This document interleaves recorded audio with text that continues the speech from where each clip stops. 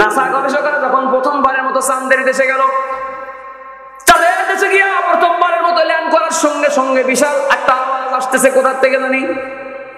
Recording করার machine বের করে রেকর্ড করতেছে, রেকর্ডিং করার মেশিন গুলা বের করে রেকর্ড করে চাঁদের দেশ থেকে যখন বিজ্ঞানীরা ওইগুলো নিয়ে আবার জমিনের মধ্যে ল্যান্ড করছে, এলাকায় এসে মানুষদেরকে ডাকা আওয়াজ শোনায়, বলে ও জায়গা থেকে এই আওয়াজ রেকর্ডিং করে নিয়ে আসছি, আবার একটু শোনায় দাও তো এই আওয়াজটার উৎস কোথায়। সবাই বলে আসেন এই আওয়াজের উৎস খুঁজা দিয়ে যাই। এই মসজিদের মতো কোন একটা মসজিদের পাশে নিয়ে বিজ্ঞানীরা ফজরের আজানের আগে দাঁড় করায় দিয়ে বলে এই জায়গায় দাঁড়ায় থাকো, তাইলে তোমার ওই আওয়াজের উৎস খুঁজা পাবা। মসজিদের পাশে দাঁড় করায় দিছি। ফজরের আজান যখন হয়ে গেছে, মুয়াজ্জিন এবার মিনারায় দাঁড়াইয়া আল্লাহর নামের আওয়াজের ধ্বনি যখন শুরু করে দিল, আল্লাহু আকবার, আল্লাহু আকবার বলেন সবাই, আল্লাহু আকবার, আল্লাহু আকবার, আরো জোরে বলেন আল্লাহু আকবার, আল্লাহু আকবার। মুয়াজ্জিন যখন আযান দিয়ে দিল, বিজ্ঞানী এবার কান থেকে রেকর্ড করে আওয়াজগুলো প্লে করে আর এই আওয়াজ মিলায় দেখে ওই আওয়াজ আর এই আওয়াজের মধ্যে কোনো মিল না, কোনো অমিল নাই, কোনো পার্থক্য নাই। আযান শেষ হইলে এই লোকটা বিজ্ঞানীটা মানুষদের ডাক দিয়ে বলে চাঁদের দেশ গবেষণা করতে গিয়া এই মসজিদের থেকে মুয়াজ্জিন যেই আওয়াজগুলো করেছে এটাকে যদি আযান বলে, এই আযানের আওয়াজ চাঁদের দেশে গিয়া আমি শুধু শুনেছি তাই নয়, লক্ষ লক্ষ কোটি কোটি কণ্ঠের আওয়াজ প্রত্যেক দিন 5 বার আমি ও জায়গা থেকে শুনে আসছি। কামটা মির্জাপুর এলাকার মুসলমানের যে নাস্তিক মুরতাদ বিজ্ঞানীদেরকে বলবো, তোমাদের তো চাঁদের দেশ পর্যন্ত যাওয়ার ক্ষমতা ছিল বলে ও জায়গায় গিয়েছো, কিন্তু ও জায়গায় যে ট্যাগ পাইছো এর উপরে তো যাওয়ার ক্ষমতা নাই। সবে মেয়েরাজ সামনে আসতেছে, মেয়েরাজের রজনীতে আমার নবী আল্লাহ তাআলা নবীকে উঠায় ডাইরেক্ট তার কুদরতের সামনে আসে আজিম পর্যন্ত নিয়ে গেছিল। সুবহানাল্লাহ। আমার নবীর মতো আসে আজিম পর্যন্ত যদি তোদের কারোর যাওয়ার ক্ষমতা থাকতো, তাইলে ও জায়গায় গিয়েও তুমি বাংলাদেশের এই ভাঙা ভাঙা মাইকের কম বয়সী বুড়া বয়সী মুয়াজ্জিনদের কম কণ্ঠের আযানের আওয়াজগুলো আসে আজিম পর্যন্ত আল্লাহর কাছে পৌঁছে যায়, যাইতে পারলে ও জায়গা থেকে ওই আওয়াজগুলো তোমরা শুনে আসতা। আল্লাহর নামে এই মসজিদের মুয়াজ্জিনের আযানের আওয়াজগুলো শুনে আল্লাহ তাআলা সূর্যকে বলেন উদিত হও, চন্দ্রকে বলেন উদিত হও। আল্লাহর নামের এই আওয়াজ যতদিন থাকবে দুনিয়ার অস্তিত্ব টিকে থাকবে। আল্লাহ ওয়ালা ডাকার মতো একজন মানুষ যেদিন থাকবে না, আল্লাহ ইসরাফিলকে বলে দিবেন ফুৎকার দাও, দুনিয়া ধ্বংস হয়ে যাবে। দুনিয়ার নাস্তিক মুরতাদদের বলবো আল্লাহর নামের বিরোধিতা করো, আল্লাহ ওয়ালাদের সঙ্গে শত্রুতা করো, নেমক হারামি করবা না, কারণ এই আল্লাহর নাম নেওয়া মানুষের ওসিলায় আসমান জমিন অক্সিজেন গুলো টিকে আছে। এই জন্য যাদের ওসিলায় খেয়ে পড়ে বেঁচে আছো তাদের সঙ্গে বেয়াদবি করবা না। সাত সকালে মসজিদেতে দিলে রে আজান, ঘুমের ক্ষতি বলছে কবি শামসুর রহমান। সাত সকালে মসজিদেতে দিলে রে আজান, ঘুমের ক্ষতি বলছে কবি শামসুর রহমান। মুসলমানি দাবি করে নামাজ রোজা নাই, মুসলমানি দাবি করে নামাজ রোজা নাই। নাস্তিক মুরতাদ মুক্ত বাংলাদেশটা চায়, নাস্তিক মুরতাদ মুক্ত বাংলাদেশটা চায়। জোরে বলে ঠিক কিনা?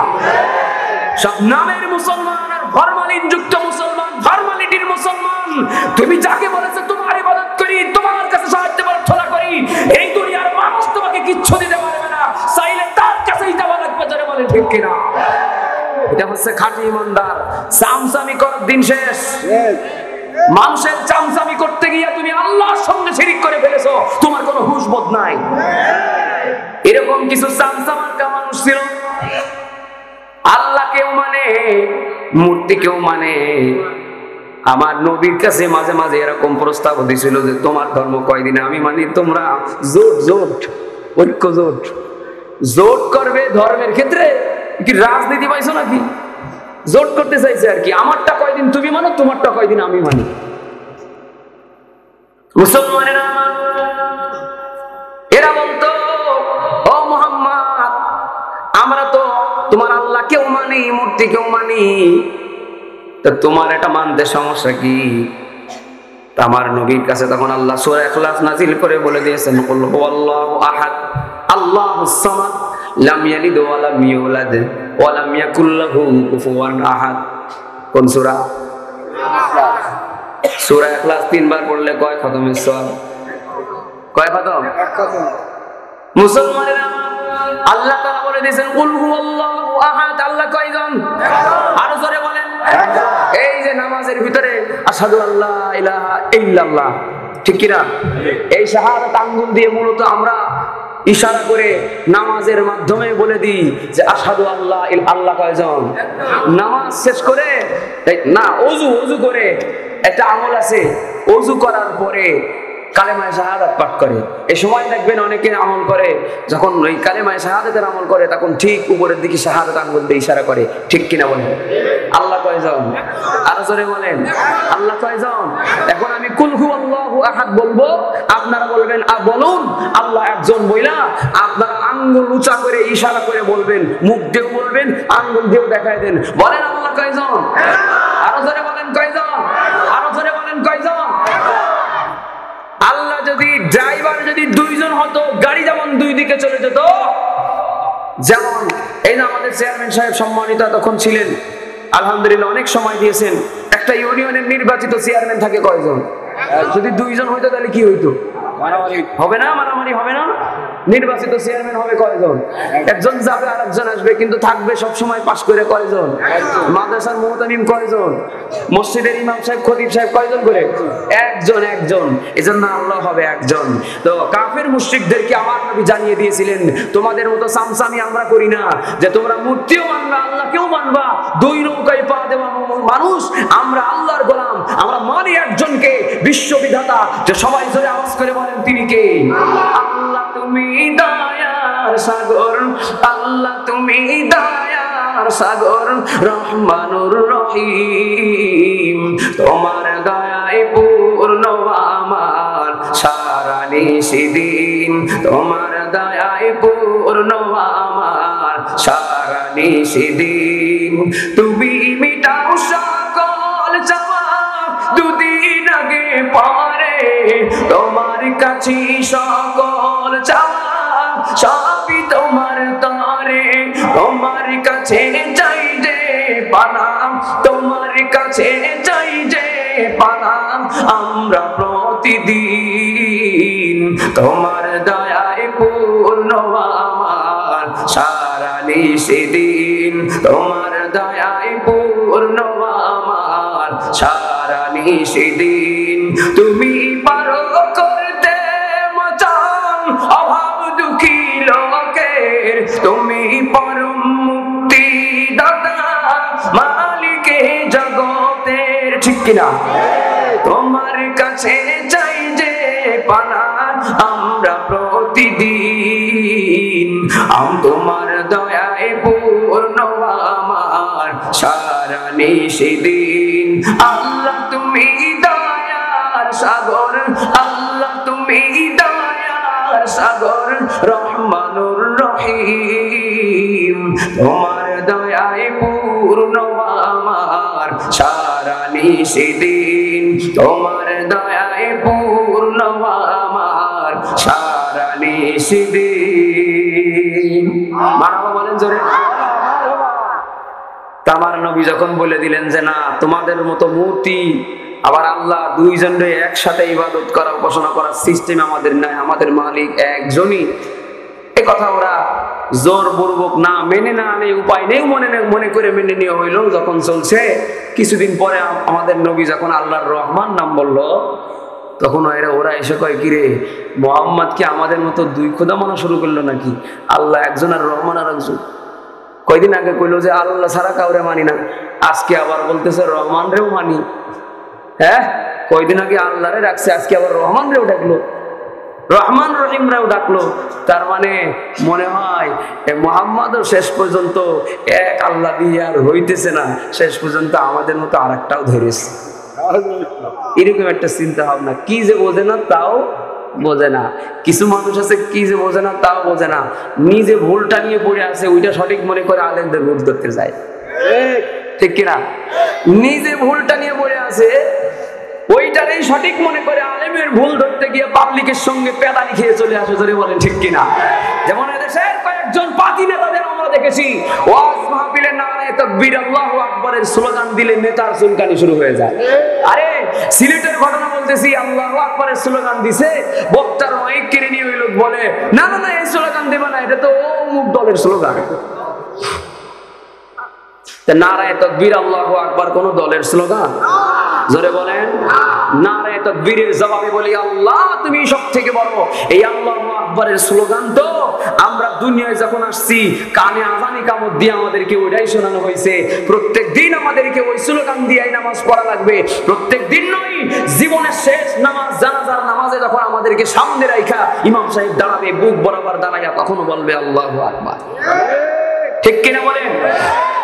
এজন্য এই বাংলাদেশে কিছু মানুষ আছে যারা দেখতে মুসলমান, নামে তো মুসলমান, সুন্নাতে খাতনা করেছে, মসজিদ কমিটির সভাপতি সেক্রেটারির একটা পদ পেয়েছে বলেই নিজের বড় মুসলমান দাবি করে, কিন্তু আল্লাহু আকবারের স্লোগান ছিললে দলের গন্ধ পাই।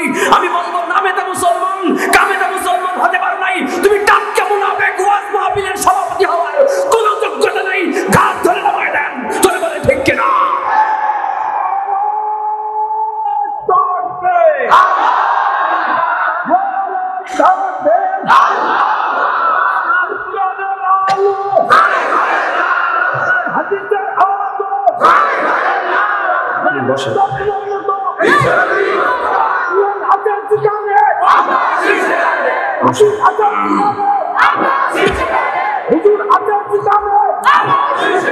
সত্যের পক্ষে গান গায় বলে আমি বিদ্রোহী, সত্যের পথে ডাকি বলে আমি বিপ্লবী।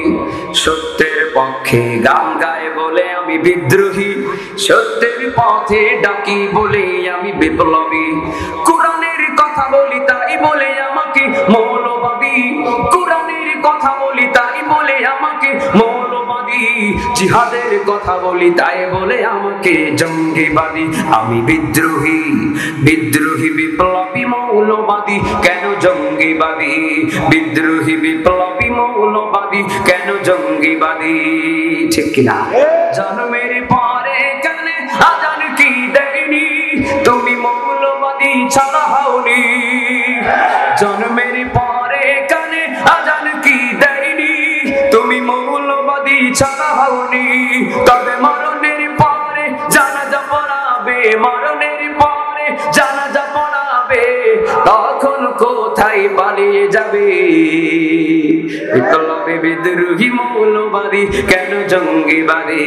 বিপ্লবী বিদ্রোহী মৌলবাদী, কেন জঙ্গিবাদী? কি মনে করে ওই হনুমান দাড়ি টুপি দেখলেই তালেবান? ঠিক কিনা? তবে সিংহের চেয়েও বেশি ভয় পাই, বাঘের চেয়েও বেশি ভয় পাই মাথায় পাগড়ি দেখে যদি। বিপ্লবী বিদ্রোহী মৌলবাদী, কেন জঙ্গিবাদী? বিপ্লবী বিদ্রোহী মৌলবাদী, কেন জঙ্গিবাদী? আরেকটা উচিত কথা মনে পড়ে গেছে, মা বোনেরা রাগ করতে পারে, কব নাকি? বেহায়া নারীর এই কেমন কথা, বোরকা দেখিলেই মাথায় ব্যথা। বেহায়া নারীর এই কেমন কথা, বোরকা দেখিলেই মাথায় ব্যথা।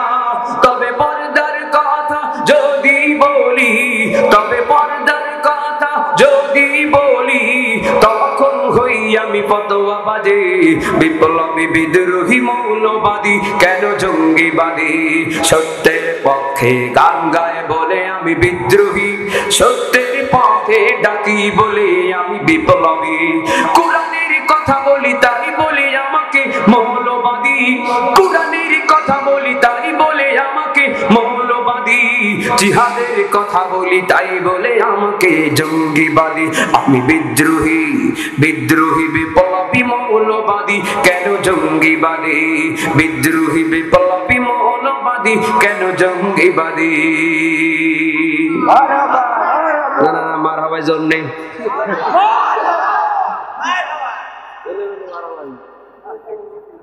সাহেবুল ভাই আমারে ওয়াজ করতে ওঠার আগে কইছে যে কিছু গজল হবে, তাও আইনুদ্দিন ভাইয়ের গজল হবে। গরম গজল শোনেন, ঠান্ডা মারহাবা দেয়, তাহলে গজল গাবো কেমনি? একসাথে কাজা কাফারা আদায় করে আরেকটা মারহাবা দেন, ঠিক আছে না? এবার মুসলমানেরা আমার কঠিন একটা কথা আমি বলবো, এই জন্য আপনাদের মনোযোগ আকর্ষণ করে নিলাম। আমি একটা কঠিন কথা বলবো, 2-3 মিনিট আমার টাইম লাগবে। এই 2-3 মিনিটের মধ্যে কেউ উঠতেও পারবেন না, লড়াচড়াও করতে পারবেন না, কঠিন লাগছে, অনেক কঠিন আছে। এই 2-3 মিনিটের মধ্যে বাংলা গ্রামার, ইংরেজি গ্রামার, আরবি গ্রামার, 3টা ভাষার গ্রামার নিয়ে আলোচনা হবে, কিন্তু টাইম সর্বোচ্চ 5 মিনিট, 2-3 মিনিটও হতে পারে। কইব কে উঠানামা করবেন না, অন্তত সর্বোচ্চ 5টা মিনিট। রেডি আছেন আপনারা? আর-রহমানু আল্লামাল কুরআন, সূরাতুর রহমান নিয়ে আমি আলোচনা করতেছিলাম। আমার নবী আল্লাহকে আল্লাহ বলে যখন বললেন, ওই আল্লাহ ছাড়া আমি কাউকে মানি না। আল্লাহুস সামাদ, এমন আল্লাহকে মানি যে আল্লাহর কোনো মুখাপেক্ষী নাই। লাম ইয়ালিদ ওয়া লাম ইউলাদ, কাউকে জন্ম দেন নাই, তিনিও কাউকে জন্ম দেন নাই, তাকেও কেউ জন্ম দেয় নাই। ওয়া লাম ইয়াকুল লাহু কুফুয়ান আহাদ, সে আল্লাহর সমকক্ষ কেউ আছে নাকি? আরো জোরে বলেন। অন্য ধর্মে যেমন পানির দেবতা আলাদা, বিপদ দূর করার দেবতা আলাদা, রোগ সারার দেবতা আলাদা, অ্যাক্সিডেন্ট থেকে বেঁচে গেছে এই জন্য বাড়িতে যজ্ঞ করবে। কি যজ্ঞ? বিপদ থেকে উদ্ধার করা মায়ের দরবারে যজ্ঞ করে, ঠিক কিনা? আমাদের ওরকম আছে নাকি? সূর্যদেব আলাদা, চন্দ্রদেব আলাদা, বাতাসের দেব আলাদা, আছে না নাই? আমাদের আরে মন্ত্রী পরিষদ বন্টন করে না, ওই রকম আর কি। একজন থাকে প্রধানমন্ত্রী কেন্দ্রীয় সরকার, আর একজন হচ্ছে বাণিজ্য মন্ত্রণালয়, আর একজন পানি মন্ত্রণালয়, আর একজন শিল্প মন্ত্রণালয়। তো কিছু কিছু ধর্মের, কোন ধর্মকে কটাক্ষ করতেছি না, জাস্ট বলতেছি আর কি, কিছু কিছু ধর্মের সিস্টেম ওরকম মন্ত্রী পরিষদের মতো। একজন কেন্দ্রীয় খোদা থাকে আর সব বন্টন করা থাকে। একটা খোদার দায়িত্ব পানি দেওয়া, আর একটা খোদার দায়িত্ব সূর্য দেওয়া, আর একজনের দায়িত্ব চন্দ্র দেওয়া, আর একজনের দায়িত্ব বিয়ে দেওয়া, আর একজনের দায়িত্ব রোগ সারা, বিপদ থেকে উদ্ধার করা, আছে না নাই? যাদেরকে রোগ সারাইতেছে আবার এদেরকে অনেক সময় নিজে হাতে বানায়, নিজে আবার পেছনে বাস দিয়ে পানিতেও ফেলায় দেয়। পাগলামির একটা সীমা থাকা উচিত। মুসলমানের আমার নবী যখন বললেন এক আল্লাহকে ছাড়া অন্য কাউকে মানি না, এবার যখন রহমান রহিমের পরিচয় দেওয়া শুরু করলেন, রহমান বলে আল্লাহকে ডাকা শুরু করলেন, তখন বেঈমানেরা বলল, মানির রহমান, রহমান আমার কে? তুমি তো বললে আল্লাহ ছাড়া মানি না, আবার তুমি রহমান রহমান বলতেছো, মানির রহমান, এ রহমান আবার কে? যখন বেঈমানেরা রহমান মানির রহমান বলেছে, এদের প্রশ্নের জবাবে আল্লাহ তাআলা এই সূরাতুর রহমান আল্লাহ তাআলা মানুষের জন্য নাজিল করে দিয়েছে। সুবহানাল্লাহ। মানির রহমান এই প্রশ্নের জবাবে, পুরা সূরা রহমানটাই মূলত একটা জবাব, প্রশ্নের জবাব, কাফেরদের প্রশ্নের জবাব। এই পুরা সূরাটাই আল্লাহর নবী ওদেরকে জবাব দিয়ে দিয়েছেন। বলেন সুবহানাল্লাহ। একটা পূর্ণাঙ্গ বাক্য গঠন করতে হইলে কমপক্ষে কয়টা শব্দ লাগে? 2টা লাগে। কয়টা? কয়টা? যারা লেখাপড়া করছেন তারা অন্তত আমার একটু সারা শব্দ দিয়ে, বাংলা ওয়ালারা বলবেন, ইংরেজি ওয়ালারা বলবেন, আরবি ওয়ালারা বলবেন, 3টা ভাষা নিয়ে আমি একটা এই বিষয়টা বোঝানোর চেষ্টা করব। একটা পূর্ণাঙ্গ বাক্য গঠন করতে গেলে কয়টা শব্দ লাগে? যদি বাংলা বলি তাহলে উদ্দেশ্য বিধেয়, ঠিক কিনা? আর যদি আরবি বলি তাহলে মুবতাদা আর খবর, হ্যাঁ? আর যদি ইংরেজি বলি তাহলে সাবজেক্ট আর প্রেডিকেট, ঠিক কিনা বলেন? আর কথা কয় না তো। ইংরেজি ওয়ালারা বলেন দুই বাক্য গঠন করতে গেলে 2টা শব্দ লাগে, কমপক্ষে সাবজেক্ট একটা আর প্রেডিকেট একটা, ঠিক কিনা? বাংলা ওয়ালারা বলেন পূর্ণাঙ্গ একটা বাক্য গঠন করতে গেলে কি পূর্ণাঙ্গ একটা বাক্য গঠন করতে গেলে কি বলে? উদ্দেশ্য আর বিধেয়। আরবি ওয়ালারা মুবতাদা আর খবর। এখন আর রহমান কয়টা শব্দ বলেন? কথা না কইলে আপনি চাইরা নাও বুঝবেন না মিয়া, কথা বলা লাগবে, বুঝেন আর না বুঝেন, কথা বললে দেখবেন আল্লাহ আপনার ইলম দান করে দেবে। কইছি না কঠিন আলোচনা হবে 5 মিনিটের পরে তোমার পানির আলোচনায় যাইতেছে। আমার একটা আওয়াজ দিয়ে বলে দেন, এই যে আর রহমান, এখানে শব্দ কয়টা? একটা। কয়টা? কয়টা? পূর্ণাঙ্গ বাক্য গঠন করতে শব্দ লাগে কয়টা? এখানে আছে কয়টা শব্দ? একটা শব্দ। তাহলে একটা শব্দ কি বাক্য গঠন হয়েছে? হয়নি। তো মুফাসসিরিনে কেরাম বলেন আর রহমান এটা একজনের নাম, আমরা বলিও না যে এটা একটা বাক্য, তবে এটা হচ্ছে মুবতাদা, এটা হচ্ছে উদ্দেশ্য, এটা হচ্ছে সাবজেক্ট। সূরা রহমানের এই শুধুমাত্র রহমানটা হচ্ছে সাবজেক্ট, আর সূরাতুর রহমানে 78টা আয়াত আছে, বাকি 77টা আয়াত হচ্ছে এই সাবজেক্টের প্রেডিকেট, এই উদ্দেশ্যের বিধেয়, এই মুবতাদার খবর। কথা কি বুঝতে পেরেছেন? আর রহমান মানে মানির রহমানের জবাব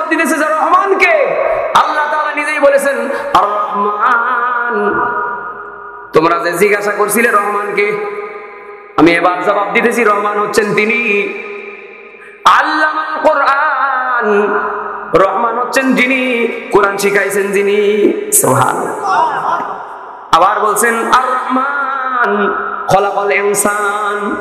রহমান হচ্ছেন তিনি মানুষ বানাইছেন, যিনি। আর রহমান আল্লামাল কোরআন। রহমান হচ্ছেন যিনি কোরআন শরীফ পড়া শিখাইছেন, যিনি। আর রহমান আশ-শামসু ওয়াল কমারু বিহুসবান।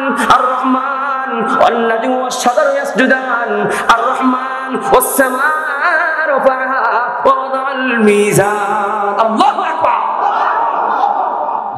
যে আল্লাহ রহমান সেই আল্লাহ রহিম, ঠিক কি না? তাইলে শুধুমাত্র রহমান এই মুক্তাদার পরের আয়াত খবরে আউয়াল, খবরে আউয়াল, খবরে সানি, খবরে সালেস, খবরে রাবে, এইভাবে করে প্রত্যেকটা জবাবেই এই উদ্দেশ্যের বিধেয় হিসেবে আল্লাহ তাআলা বলে দিয়েছেন। ইংরেজি আল্লাহরা বলবেন যে first predicate, second predicate, third predicate, fourth predicate. প্রত্যেকটা আয়াত যাবার এক একটা করে প্রেডিকেট। তার মানে প্রত্যেকটা আয়াতের মধ্যে আল্লাহ রহমানের পরিচয় বহন করে দিয়েছেন। শুধুমাত্র ফাবিআই আলাই রাব্বিকুমা তুকাদ্দিবান, তোমরা আল্লাহর কোন কোন নিয়ামত অস্বীকার করবে, এই আয়াতটা আল্লাহ বলেছেন 30 বার। সুবহানাল্লাহ। হযরত আব্দুল্লাহ ইবনে মাসউদ রাদিয়াল্লাহু আনহু বলেন, আল্লাহ নবীর সঙ্গে একদিন সফর করতেছিলাম। সফরের মাঝখানে হঠাৎ করে নির্জন এলাকায় গিয়ে আল্লাহ নবী একটা ডাক দিলেন। কি দিলেন? ডাক দিলেন, মাটির উপরে একটা ডাক দিস দিয়ে বলে, আব্দুল্লাহ ইবনে মাসউদ, এই দাগের এই পাশে তুমি আর আসবা না। তা নবী নিষেধ করেছে, উনি শুনছে, কিন্তু আওয়াজ শুনতে পাইতেছে ওই পারে যে নবীজি সূরা রহমান তেলাওয়াত করতেছে। নবীজির সূরা রহমানের যেই জায়গায় আল্লাহ বলেছেন কোন কোন নিয়ামত অস্বীকার করো, সেই জায়গায় ওই পাশ থেকে কারা জানি আওয়াজ করে বলে, লা নুকাজ্জিবু বিশাইইন ফালাহুল হামদু, আল্লাহর কোন নিয়ামতকে আমরা অস্বীকার করি না, সব প্রশংসা তার। সুবহানাল্লাহ। নবীজি ফিরে আসলে আব্দুল্লাহ ইবনে মাসউদ রাদিয়াল্লাহু আনহু বললেন, ও নবী, আপনি আমারে রাইখা দাঁত দিয়ে আরেক জায়গায় যে ওয়াজ মাহফিল করে আসলেন, আমার একটু নিয়ে যাইতে, ওইখানে কাদের ওয়াজ শুনে আসলেন? তো নবী বললেন, ও জায়গা তোমার যাওয়ার জায়গা না, আমি তো জিনদের ওয়াজ করে আসছি। সুবহানাল্লাহ। আরো জোরে বলেন না সুবহানাল্লাহ। আরে যে আওয়াজ করেছে লা নুকাজ্জিবু বিশাইইন, এই আওয়াজগুলো জিনদের আওয়াজ ছিল। জিনদের সামনে নবী সূরা রহমানের ওয়াজ করেছে। জিনরা প্রত্যেকটা প্রশ্নের এই জবাবে বলে দিয়েছেন, আল্লাহর কোন নিয়ামতকে আমরা অস্বীকার করি না, সব প্রশংসা আল্লাহ। আওয়াজগুলো কোনো মানুষ শ্রোতার ছিল না, আওয়াজগুলো জিন শ্রোতার ছিল। সুবহানাল্লাহ। এখন এই এলাকার মানুষ কি জিন ভয় পায়? আরে জিন কি ভয় পাবার জিনিস? জিন আল্লাহ পাঠাইছে কি ভয় করার জন্য, আমাদের ভয় দেখানোর জন্য? কি করতে পাঠাইছে? হ্যাঁ, আরো জোরে বলেন। ওয়া খালাকতুল জিন্না ওয়াল ইনসা ইল্লা লিয়াবুদুন।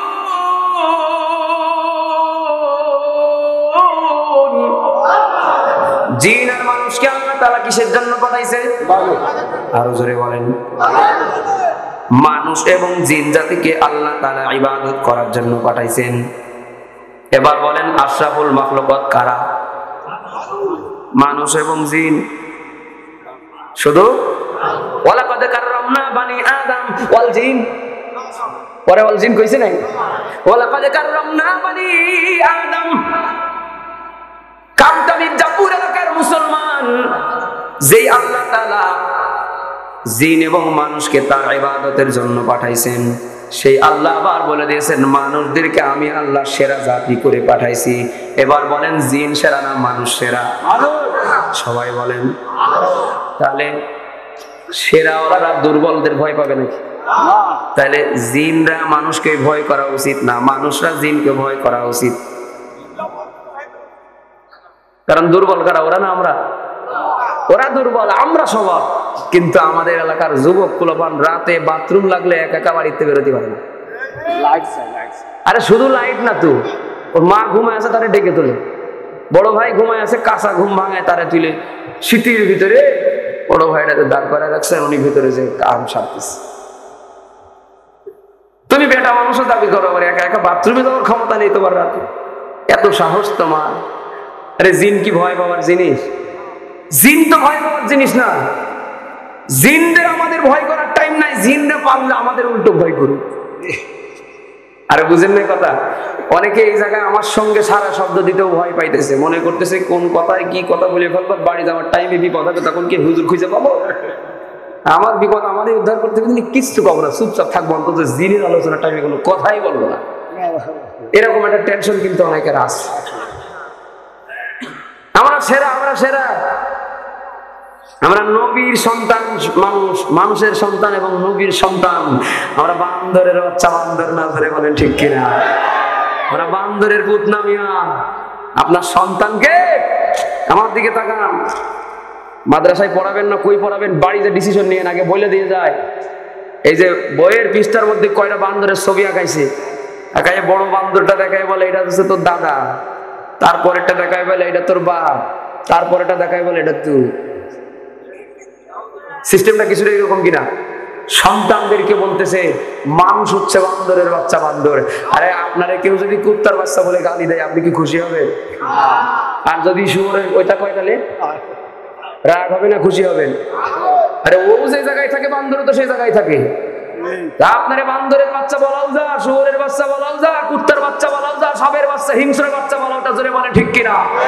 আরে আমাদের নাকে দড়িতে ঘুরাইতে চাই এদেশে কিছু শিক্ষিত করুণা যারা জাফর ইকবাল সাহেব যে চুরি কইরা তথ্য চুরি করেছে গুগল থেকে এখন ধরা খাইছে, তার এই চুরি করা তথ্য দিয়ে বই বানাইছে।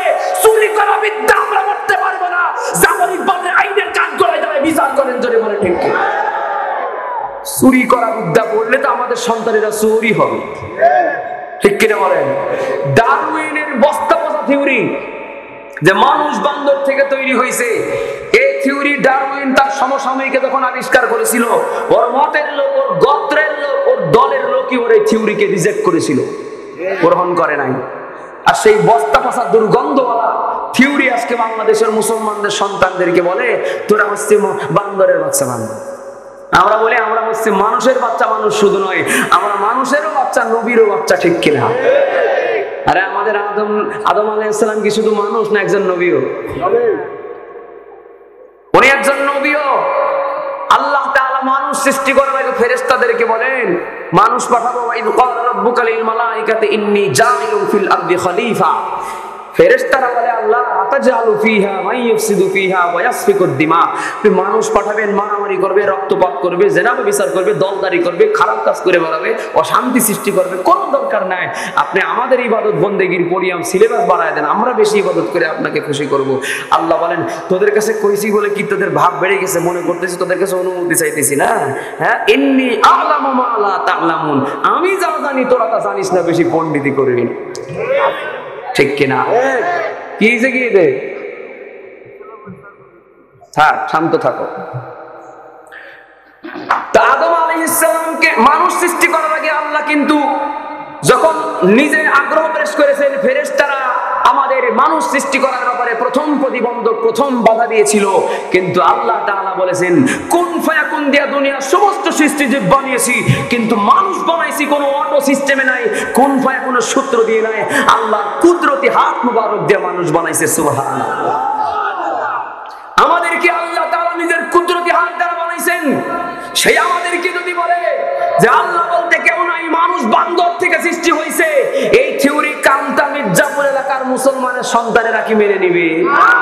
কিছু মানুষ আপনার সন্তানদেরকে বলতে চায় আল্লাহ বলতে কেউ নাই, এমনি সৃষ্টি হয়েছে। এই কথা যখন আমরা বিশ্বাস করিনি, তখন বলেছে যে মানুষ বান্দর থেকে সৃষ্টি হয়েছে। একজনের কইছি তুই তোর নাক ধর, তো ও কেউ ডাইরেক্ট ধরেছে আর কেউ হাত পেছন থেকে ঘুরায় ধরছে আর কি। দুইজনের কাজ একই, ধরার ধরন ভিন্ন, ঠিক কিনা বলে? দুইজনের নাক ধরছে আর কি, একজনের ডাইরেক্ট ধরছে আর একজন পেছন থেকে হাত ঘুরাইয়া ধরছে। দুইজনের কাজ একই, ধরার ধরন ভিন্ন, কাজ একই, ধরার ধরন ভিন্ন। যারা ডাইরেক্ট বলে আল্লাহ বলতে কেউ নাই, এদের কথার মানে যা, যারা বললে যে মানুষ বান্দর থেকে সৃষ্টি হয়েছে, এদের কথাও মানেও একই। কারণ বলে বান্দর লেজ নিয়ে চলা, ছেঁচড় দিতে দিতে লেজ ক্ষয় হয়ে পড়ে গেছে, কিছুদিন পরে বান্দর আরো ঠ্যাং ব্যাং নাড়াচাড়া করতে করতে অটোমেটিক মানুষ হয়ে গেছে। কি করে হয়েছে? অটোমেটিক হয়েছে, এমনি এমনি হয়েছে। এমনি এমনি যে জিনিস হয়, সে জিনিসের কোনো ক্রিয়েটর থাকে না, সে জিনিসের কোনো সৃষ্টিকর্তা থাকে না। আমাদের সন্তানদেরকে যদি কেউ বলে মানুষ এমনি এমনি সৃষ্টি হয়েছে, কোনো ক্রিয়েটর নাই, কোনো সৃষ্টিকর্তা নাই, এই কথা বলাও যা। সৃষ্টিকর্তা বলা কেউ নাই, এই কথা বলাও তা। আমাদের সন্তানদেরকে নাস্তিক বানানোর জন্য যে থিওরি দেওয়া হয়েছে, এটা আমরা নিক্ষেপ করলাম ডাস্টবিনের মধ্যে, এবং এক অবিলম্বে আমরা দাবি করলাম এই সিলেবাস শুধু বন্ধ বাজেয়াপ্ত করতে হবে তাই নাই। যারা বিশ্বাস করে মানুষের 56,000 বর্গ মাইলে তাদের জায়গা নাই, বাংলাদেশ থেকে তাড়িয়ে দেন, সুন্দরবনে পাঠিয়ে দেন, শিয়াল কুকুরের সঙ্গে বসবাস করুক, মানুষের সঙ্গে তাদের থাকার যোগ্যতা নাই। ঠিক কিনা বলেন? হাইরে সাদের দুনিয়ায় মানুষ পাওয়া বড় দায়, মানুষ দেখতে চলো এবার জাদুঘরে যাই সবাই। হাইরে সাদের দুনিয়ায় মানুষ পাওয়া বড় দায়, মানুষ দেখতে চলো এবার জাদুঘরে যাই সবাই, মানুষ দেখতে চলো এবার জাদুঘরে যাই সবাই। চেহারাটা দেখতে ভালো, পোশাকটাও চমৎকার, অন্তরে তার কালি ভরা, কাজটা বড় কদাকার। চেহারাটা দেখতে ভালো, পোশাকটাও চমৎকার, অন্তরে তার কালি ভরা, কাজটা বড় কদাকার। এই মানুষের ভিড়ে আজি, এই মানুষের ভিড়ে আজি আসল মানুষ নাই রে নাই। মানুষ দেখতে চলো এবার জাদুঘরে যাই সবাই, মানুষ দেখতে চলো এবার জাদুঘরে যাই সবাই। শিক্ষার জন্য ডিগ্রির ভারে সাহেবের মাজা বাঁকা, মুচকি হেসে সব অফিসে নেই যে ঘুষের টাকা। ঠিক কিনা বলে? শিক্ষার জন্য ডিগ্রির ভারে সাহেবের মাজা বাঁকা, মুচকি হেসে সব অফিসে নেই যে ঘুষের টাকা। শিক্ষিত এই মানুষকে, শিক্ষিত এই মানুষকে কেমনে মানুষ বলা যায়?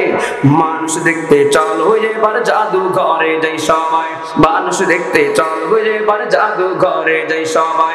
হাইরে সাদের দুনিয়ায় মানুষ পাওয়া বড় দায়, মানুষ দেখতে চলো এবার জাদুঘরে যাই সবাই, মানুষ দেখতে চলো এবার জাদুঘরে যাই সবাই। কোন শিল্পীর গল্প? কোন শিল্পী? কত বছর আগে এই গজল গেয়ে গেছে।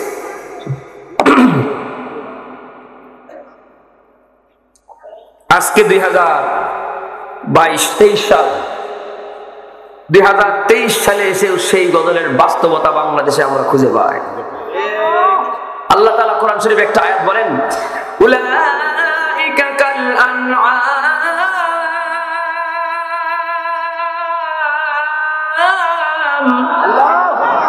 কিছু মানুষ দুনিয়ার মধ্যে ঘোরাফেরা করে, দেখতে মানুষ কিন্তু আসলে মানুষ না।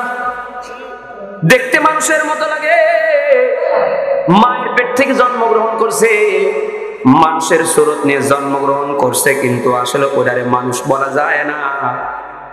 আসলে তাদেরকে মানুষ বলা যায় না, বরং কিছু কিছু মানুষ দুনিয়ায় ঘোরাফেরা করে, মানুষ দেখতে মনে হলো তার চরিত্রটা ছাগলের মতো, কারো চরিত্র গাধার মতো, কারো চরিত্র গরুর মতো, কারো চরিত্র হিংস্র জানোয়ারের মতো।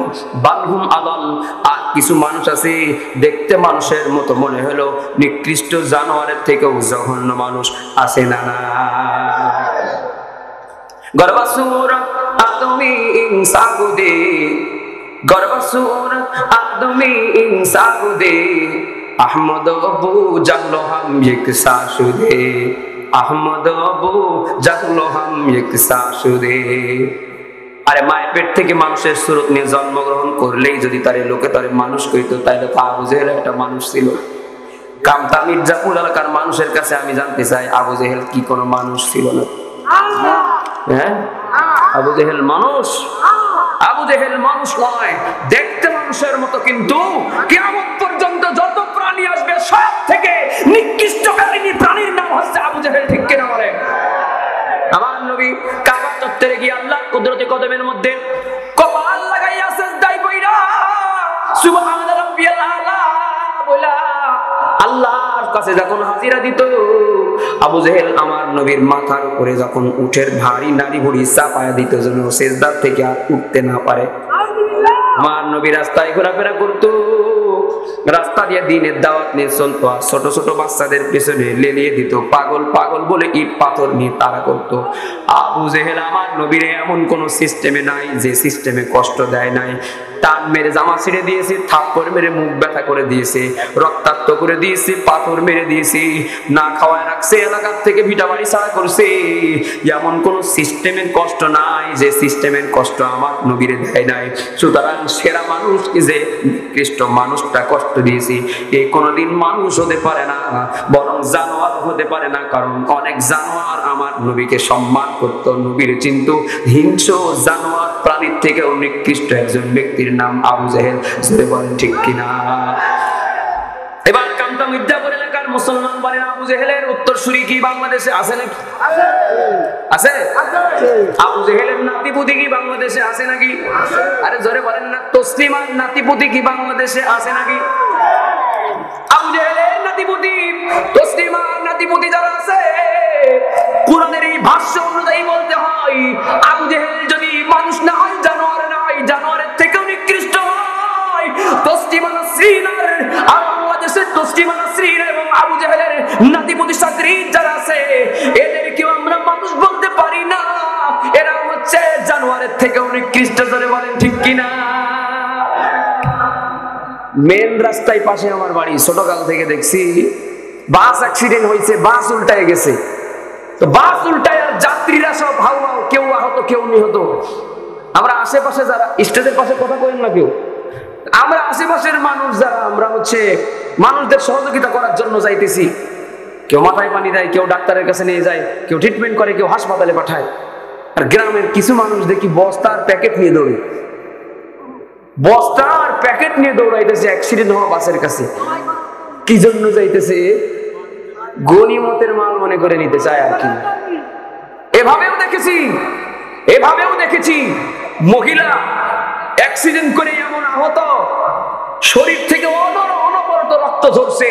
এই মহিলার নাকের দুল পেয়ে এটা আমি আবার লোভ সামলাইতে পারি নাই, রক্তাক্ত মহিলাকে আবার রক্তাক্ত করে দিয়ে তার নাকের দুল, কানের দুল ছিঁড়ে নিয়েছে, ভ্যানিটি ব্যাগ কেটে নিয়েছে, জুতাগুলো কুড়াই নিয়ে গেছে।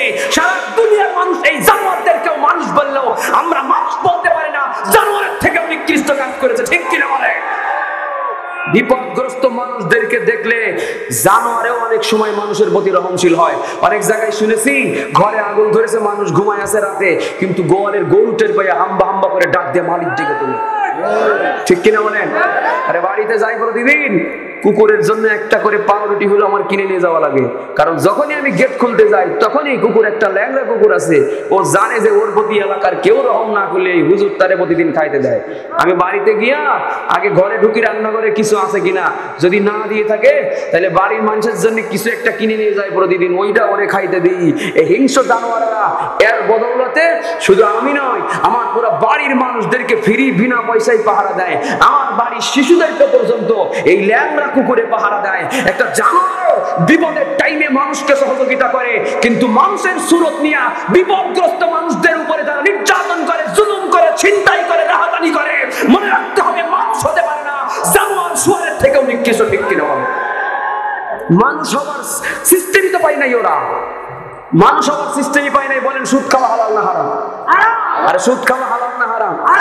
সুদের সব থেকে জঘন্য গুনাহ হলো নিজের মায়ের সঙ্গে জেনা করা। জোরে নাউজুবিল্লাহ বলেন। এবার বলেন সুদ খাওয়া মানুষ আপনার জানামাতে আসে না? কি করে মানুষ বলবো? এই ওয়াজ করলে তো আপনারা অনেকে রাগ হবেন। কি করে মানুষ বলবো বলেন? এদেশের মধ্যে বাল্য বিবাহ যে করে তার বাড়ি পুলিশ যাই, যৌতুকের কথা শুনলে তার বাড়ি পুলিশ যাই, কিন্তু এদেশের মধ্যে সুদখোরের বাড়ি পুলিশ যায় না। আরে ভাই, বাল্য বিবাহ আবার কতটুকু অপরাধ, সুদ কি বলে যৌতুক আর কতটুকু অপরাধ। নিজের মায়ের সঙ্গে এত বড় অপরাধ যে করেছে, সে বাল্য বিয়ার যৌতুক ওলার থেকে ছোট অপরাধী না বড় অপরাধী? কোন কুকুরও কি কিনে তার মায়ের সঙ্গে করে আর কি, কুকুর ছাগলেরা করে, কিন্তু যারা মানুষ হইয়াও নিজের মায়ের সঙ্গে এত জঘন্য কাজ করতে পারে, সে আর কুকুরের মধ্যে পার্থক্য থাকলো কোথায়? কি ঠিক না? এজন্য সম্মানিত হাজিরিন, আল্লাহ তাআলা কোরআন শরীফে বলেন, ইয়া আইয়ুহাল্লাযীনা আমানু লা তাকুলুর রিবা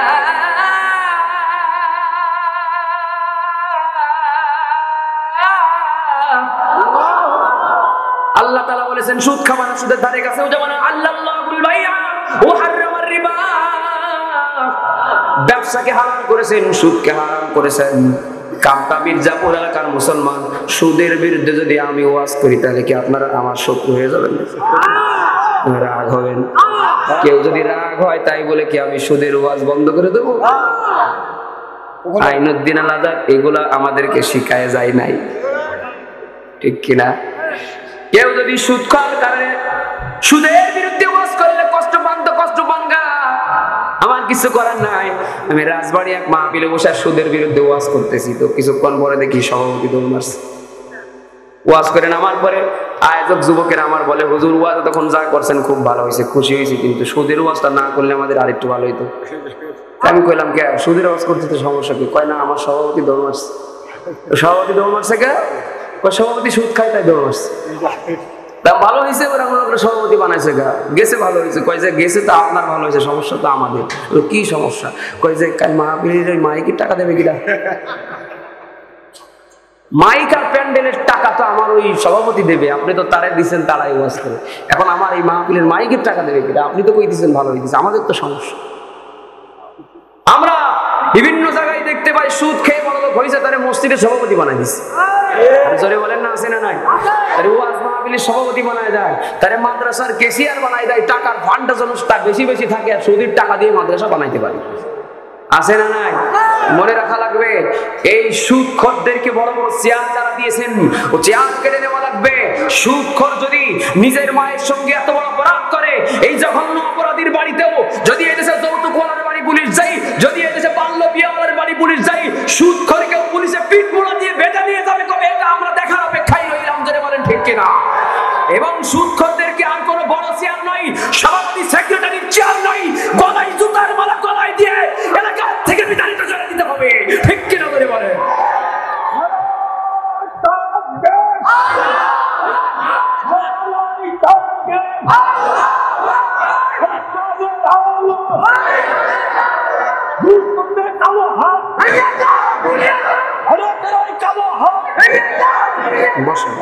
সংক্ষেপ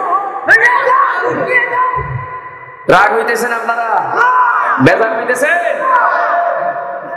মুসলমানেরা। সূরাতুর রহমান থেকে কথা বলতেছি। সূরাতুর রহমান মূলত একটা প্রশ্নের জবাবে আল্লাহ নাজিল করেছেন। শানে নজুল বলেছি সূরা রহমান রহমান বলে নামকরণের কারণ হচ্ছে আল্লাহ তাআলা রহমান নাম নিয়ে মূলত এই সূরার মধ্যে আলোচনা করেছে। শব্দের অর্থ রহমানও আছে, রহিমও আছে, দুইটার অর্থ কিন্তু এক, কিন্তু দুই রকম ভাবে বলার কারণ আছে না নাই? শব্দের অর্থ একই, রহমানও তিনি, রহিমও তিনি, দুইজনই দয়ালু, দুইটা অর্থই দয়ালু। আল্লাহ পরম দয়ালু, কিন্তু অর্থ শব্দ আলাদা করলো, একই অর্থ শব্দ আলাদা, অনর্থক না কারণ আছে? শেষে কইব। কখন কইব? আরেকটু পরে কইব আর কি। এখন আসেন, আল্লাহ তাআলা বলেছেন যে দয়ালু আল্লাহ, কোরআন শিখেছি, মানুষ সৃষ্টি করেছি। আগে মানুষ পাঠাইছে না আগে কোরআন শিখাইছে? পাগড়ি নিল কয়জন আজকে? জোরে বলেন। এরা কি জন্ম নেওয়ার আগে হাফেজ হয়ে তারপরে জন্ম নিছে? তাহলে এই মাদ্রাসায় আসার দরকার ছিল কি? একবার বলেন তো আল্লাহু আকবার। আর জোর দিয়ে বলেন আল্লাহু আকবার। এবার বলেন, এই মাদ্রাসার ছাত্ররা কি হাফেজ হয়ে জন্ম নিছে না জন্মের পরে হাফেজ হয়েছে? কোরআন শিখে জন্মগ্রহণ করছে না জন্মের পরে কোরআন শিখছে? তাহলে যে আল্লাহ তাআলা বলেন আল্লামাল কোরআন খলাকাল ইনসান, রহমান হচ্ছেন তিনি, কোরআন শিখাইছেন, মানুষ বানাইছেন। আগে কোরআন শেখানোর কথা বলেছেন, আগে মানুষ বানানোর কথা বলেছে? আগে বলেছেন কোরআন শেখানোর কথা, আল্লামাল কোরআন, আগে বলেছেন কোরআন শিখাইছি, তারপরে বলছেন খলাকাল ইনসান। কিন্তু আমাদের হিসাব অনুযায়ী বলার দরকার ছিল আর রহমান খলাকাল ইনসান আল্লামাহুল বায়ান। আমাদের হিসাব অনুযায়ী বলার দরকার ছিল মানুষ, রহমান রহিম আল্লাহ মানুষ বানাইছে, কোরআন শিখাইছে। কারণে ছাত্ররা আগে জন্ম নিছে, তারপরে কোরআন শিখছে, হাফেজ হয়েছে। ঠিক কিনা? এই ব্যাখ্যা করার মানে হিসাবটা যেহেতু উল্টো হয়ে গেল না, একটু উল্টো নয় বরং ব্যাখ্যা আমি বলবো, ব্যাখ্যা বলার আগে আপনারা যারা ইমানদার তাদের কাছে বোঝা ছাড়া যে আল্লাহ কোনোদিন উল্টো কথা কইতে পারে না। ঠিক কিনা? ব্যাখ্যা পরে আগে আমাদের এক বাক্যে বলতে হবে আল্লাহ কোনোদিন উল্টো কথা বলতে পারে না, বরং আমাদের জানার বোঝার ভুল আছে। রহমানুর রহিম আল্লাহ কোরআন শিখাইছেন, মানুষ বানাইছেন। রহমানুর রহিম আল্লাহ কোরআন শিখাইছেন, মানুষ বানাইছেন। বলেন, রহমানুর রহিম আল্লাহ কোরআন শিখাইছেন, মানুষ বানাইছেন। তিন আয়াতের অর্থ আর কি? প্রথম আয়াতের অর্থ রহমানুর রহিম আল্লাহ দ্বিতীয় আয়াত হলো কোরআন শিখাইছেন, তৃতীয় আয়াত হলো মানুষ বানাইছেন। বলেন এই তিনটা কথা বলেন। রহমানুর রহিম আল্লাহ, কোরআন শিখাইছেন, মানুষ বানাইছেন। বলেন রহমানুর রহিম আল্লাহ, কোরআন শিখাইছেন, মানুষ বানাইছেন। বলেন বলেন, আপনি জোরে বলেন, বলেন, একজন বলেন, একজন বলেন। কি পড়তেছে তখন ধরে? হ্যাঁ বলেন বলেন। ওটা শুনে করছেন কে? এতক্ষণ কম ছিলেন। আর একজন বলেন। হ্যাঁ জোরে বলেন, জোরে বলেন, হইতেছে তো। বলেন বাবাজি একটু বলেন। হ্যাঁ রহমানুর রহিম আল্লাহ, কোরআন শিখাইছে, মানুষ বানাইছে। এবার মুখস্থ হয়ে গেল না, বুঝতে সহজ হবে। আজকে আলোচনাও সংক্ষেপ হবে, কিন্তু একটু কঠিন হবে। কোনো সমস্যা আছে? আর 10 মিনিট ওয়াজ করলে কোনো সমস্যা আছে? হ্যাঁ দেই না, আর 10 মিনিট থাকতে পারেন কি দেখি আজকে। আর 10 মিনিট হবে ইনশাল্লাহ। আছেন তো আমার সাথে? তাহলে বলেন না, প্রথম 3টা আয়াতের অর্থ বলেন। প্রথম আয়াতের অর্থ কি? রহমানুর রহিম আল্লাহ বলেন। তারপরের আয়াতের অর্থ কি? কোরআন শিখাইছেন। তারপর অর্থ কি? মানুষ বানাইছেন। এবার বলেন, মানুষ বানাইছেন শব্দ আগে না কোরআন শিখাইছেন শব্দ আগে? কোরআন শিখাইছেন শব্দ আগে, মানুষ বানাইছেন শব্দ আগে। কিন্তু আমরা তো বাস্তবে দেখলাম যে আগে মানুষ দুনিয়ায় আসছে, তারপরে আল্লাহ কোরআন শিখাইছে। বাস্তবে দেখলাম আগে, আর পড়লাম তার উল্টোটা। হ্যাঁ হ্যাঁ হ্যাঁ, পড়লাম উল্টো, দেখতেছি আগে। কারণ আছে না নাই? কারণ আছে না নাই? ওয়াদাক্কির ফাইন্না যিকরা তানফাউল মুমিনিন।